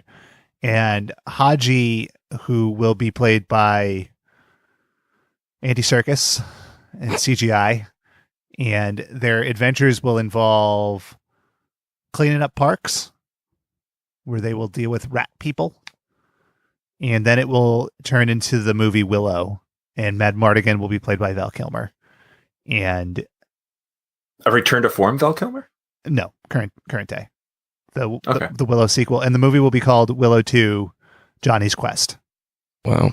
And I will take the money in a money order. Yeah, I would have given you the points if you included Laszlo from Real Genius there, but damn it. You were close. Give me another chance. All right. Dave, you are in also tied for last. So you want to update 1964 Jonny Quest to meet a or maybe you don't. World. Maybe you just want to do it again. High-powered movie executive? I think we're simpatico here because that's exactly what I was thinking. We lean into it hard. Updating everything. Not updating anything, but just recasting. Okay. Here's my recast. The focus is going to be on Haji. I think Jonny Quest is sort of a bland character. So Haji is going to be played by a de-aged by CGI C. Thomas Howell, circa Soul Man. Nice. Jonathan Lipnicki, also de-aged by CGI, will be playing Jonny Quest. Jonny Quest's head weighs 10 pounds, I believe. Yes, exactly. Approximately. Exactly. And that line is used quite a bit. Good. Race Bannon, played by the delightful Robert Forster, and Dr. Benton Quest, portrayed by Damian Lewis of Homeland fame. Ooh. And those two are in a very homoerotic relationship, but this being 1964, we won't say anything about it because that would upset our movie-going audience. And it's quite disgusting. I was going to say, I think the actors already are in that love fest. That's what I heard. Yes. Okay. Yes, they are. Okay. They go to crazy jungles, crazy forests, and battle all sorts of indigenous people because that's what needs to happen. That's what racists do. Okay. Mm-hmm. I hear it. Mm-hmm. All right. The C. Thomas Howell. Is he going to be taking tanning pills again? Nope, it's just it's pure burnt cork this time. Nice. Yeah. Wow. All right. Did you get tanning pills? Really? Was that the plot of that movie? I remember that. Yes. Huh. There were a lot of fish out of water 80s movies involving race, carbon copy, including one named Wanda, and also Crocodile Dundee. Fish called Wanda. Yeah. Crocodile Dundee has a lot of parallels with Jonny Quest. That was actually the top movie of 1964. Yeah, in December. see that. Ozymandias was running wild. And then Steve Crocodile Dundee Yes. was Steve number Irwin. one in the box office for 20 years. Yeah, 27. Well, yeah, and that's why Yahoo Serious is still on everyone's mind. Jocko. Too true. Yeah, I got Sirius turned into Elon Musk. And also Jocko. It'll surprise you. You energize it. Okay. Wasn't Yahoo Serious Buckethead? No, that was Fred Durst. But Oh, right. Jocko does come back in Crocodile Dundee in Los Angeles. Like that was like 15 years later. He legitimately comes Wait, back. what? Really? Yeah. Huh. He's hanging out with. He acts almost as like Wow. Crocodile Dundee's son's like nanny. Ward. And then they run. Yeah, they run across Mike Tyson. Did he punch him out? Was there a tiger? No, this is when Mike Tyson was Still in like a spiritual phase. Yeah. Hmm. I saw that movie in the theater. The I way saw you said Mr. that Nanny so in the serious. theater. It did. Can I I tell you? know. It was just funny the way you delivered it. What's your movie pitch? All right, ready? I'm very busy, Shane. This new movie, we're gonna call it JQ because Jonny Quest, he's the source material, but he doesn't matter anymore. Mhm. We're past that. We have Letitia Wright. You might remember her as Shuri from Black Panther. I'm kind of intimidated by her, so So she's our protagonist, and with nonviolent means, she prevents race from getting across any border by suspending his passport, by infiltrating his credit cards repeatedly, and in essence, she saves the entire world from his colonialism. it's weird because the implication there, if I read you right here, is that colonialism is bad. Yes. But she's sassy and funny, so it's okay. Dollars are going to run in. I don't get that concept. It's your call, ultimately. I mean, Yeah. you're the Hollywood exec. I'm just saying she's a big star of today. All right, I like your concept. We get C. Thomas Howell in yours, and I'm Stevensoning Dave's idea, and we'll put him in there, and Woo! it's done. Woo! Let's make it happen. 10 points. 10 Shaylin wins. points. Shaylin wins. Shaylin is the most Congratulations, racist. Shaylin. You're Thank the you. most racist. Fuck. So you heard it here, WatchBots listeners. Shaylin is racist. So Here's the thing. I've tweet never that out. claimed to not be racist so much as I claim to try not to be. So so you're I'm one of those. So we have a mailbag question. I'm going to read it now. I won the game. I'm going to read the question. the racist game. Hi.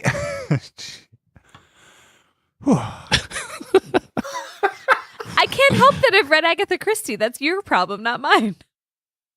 What? Right. Why is that my problem? I don't think Ben's upset about losing the Mailbag. I didn't say I was upset about anything. Mailbag. Mailbag. So we have an interesting question this week. Hi, athletes. I was one of Dave's Frisbee friends, and I'm here to say once and for all, on behalf of every last holy airbender, past, present, or future, that I, for one, never got mad when he said, quote unquote, let's go toss the old disc. He even told me throwing Frisbees made my forearms weirdly jacked. Once he asked if it was actually because I spend a lot of time jerking off, but I didn't get mad. You know why? Because Frisbee culture is all about loving your neighbor, getting drunk in the back of someone's mom's busted minivan at 7 a.m., stealing non-specific meat sandwiches from 7-Eleven in the middle of the night, and ripping a fat bong naked in the forest. It's called Class Nerds. Look it up. I love your faces. Yours in Christ, Tywin Lannister. P.S. For the love of all that is sacred, stop burning Shaylin with hot bacon. I don't think there's a question. That's not a question. I'm going to go ahead and agree, though. Please, for the love of God, stop burning Shaylin with bacon. Mhm. So, I agree on that point. Well, Strongly. I disagree because we should burn all racists. So. Yeah. Kendall, any thoughts on Frisbee culture? Frolf, perhaps? I mean, it's one of the sexier cultures, Sure. which is why I wasn't a part of it. Mhm. So I assume there's a lingo. Is that different than Frisbee golf? Or is it There's the So- Ultimate the Frisbee Ultimate Frisbee and Frisbee golf. Those are But different. I think Ultimate But this- Frisbee involves a lot more running, right? it's more like Right. soccer. Yeah. Right. Yeah. Is a frisbee? I mean, is it a sport? It's not a sex toy. It's It's a No, sport. it's like I mean, an it's- intramural sport, but it's not like a pro sport necessarily. Okay, but it is a sex toy. That's For where I was sure. going. Okay, good. Yes. All right, good. And frisbee, and this will bring us back to something that we talked about last week. The listeners have been clamoring for it. More 3 men and a baby talk. The frisbee montage so it was that was not this was to Peter Cetera's Daddy's Girl. So I watched some of 3 Men and a Baby last week. It is fucking wild, right? Because they have goat. because they have the drug intrigue. And they catch the drug guys with the horn music and stuff. There's like 35 minutes left in the movie after that point. There's montages. The mom comes. She takes the baby. They go to the airport. They stop the plane. And that is what frisbee is all about. Yes. Short shorts, sinewy forearms, Mm-hmm. Music montages. and saving Nancy Travis. And I want to send a hearty congratulations to Bran Stark for taking the throne. He won the game, I think. Is that He right? did. Yeah. And Dragon Fire didn't make it. Daenerys Khaleesi. Wait, what are you Yep, talking she about? got offed. I don't know what they're talking about. They're just saying a lot of words. And, winter came. So, shit. Agreed. Yes. Yes, Kendall? No, I was going back to. I'm sorry. You're talking about stuff that nobody cares about, Right. in the dragon stuff, but 3 Men and a Baby, Yeah. which everyone cares about, Right. which came out 87, 88, 87. 87. Yeah. So you have Ted Danson, Mm-hmm. Sure do. yeah, height of his you got career, one. but then he does stuff like A Fine Mess. Getting even with Dad. Okay. Oh, wow. The weird one with Ethan Hawke, and it's like a 3-dimensional or 3 generational thing with. Boyhood. Is that no? Schindler's List. It goes back to The Hanging Dong. Yeah. Ooh, boy. Don Hingman. So if you want to get in on the fun, you could email us at email@watchbotspod.com. Questions optional. Encouraged, but optional. We'll figure it out. Or shoot them over Twitter at WatchBotsPod, and we'll deal with it because that's how it goes sometimes. That's life. That's love. So I do have a question, Ben. Yes. And Dave. Mm-hmm. So is the world of Jonny Quest going to end here? I would like to do other episodes from the other versions of it to sort of compare, see if they got slightly less problematic over time. Like my memory of the 90s version is that it is less problematic.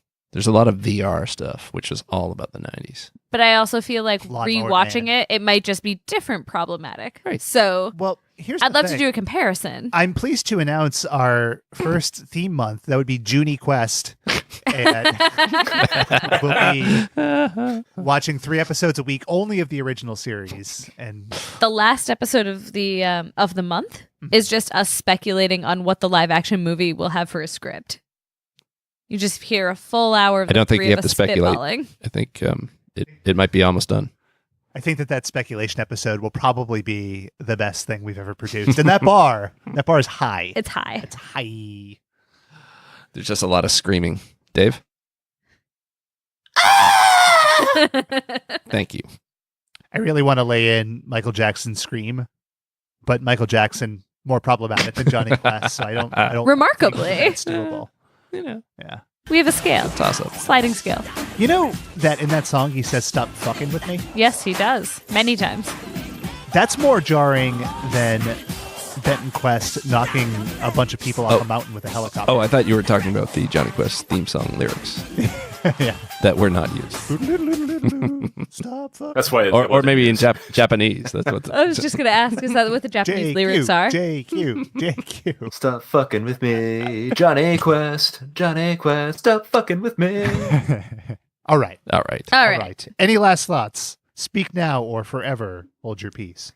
Fuck, man. Every time I feel like as a society, we're backtracking really far. I see something like Jonny Quest 1964 and I think, okay, we've improved a little. Yeah. Yeah, all right. Yeah. We've moved slightly. Yeah, we move backwards. Just kidding. So I would like to thank you for having me on again. I feel privileged that I'm the first repeat guest. Yes. Could we make it a three-peat? You don't want to inflict pain on your listeners. You want to. Well, we do put out 2 shows a week. Okay, so then I'm your man. Yes. Yeah. All right. Including one where I just pontificate on things for several minutes. About Don Hang. Yeah. Hangman. Well, I will move it ahead. Okay. Yeah. Dave, any parting words? No, just Very good. So you can follow us on Twitter, Instagram, Jiffy at WatchBotsPod. Please subscribe, rate, and review on iTunes, Spotify, or your platform of choice. There you go. Get there in the end. For Dave and Shaylin and Kendall, this has been. Thanks for listening to another episode of WatchBots. Until next week, don't be a Race Bannon. Don't be a Steve Bannon. Be a Dong Hongman, the Beaver Hunter. Is that gross? Yep. Sexy. Yeah. Sexy gross. I love it. that'll do. That'll do. Bye.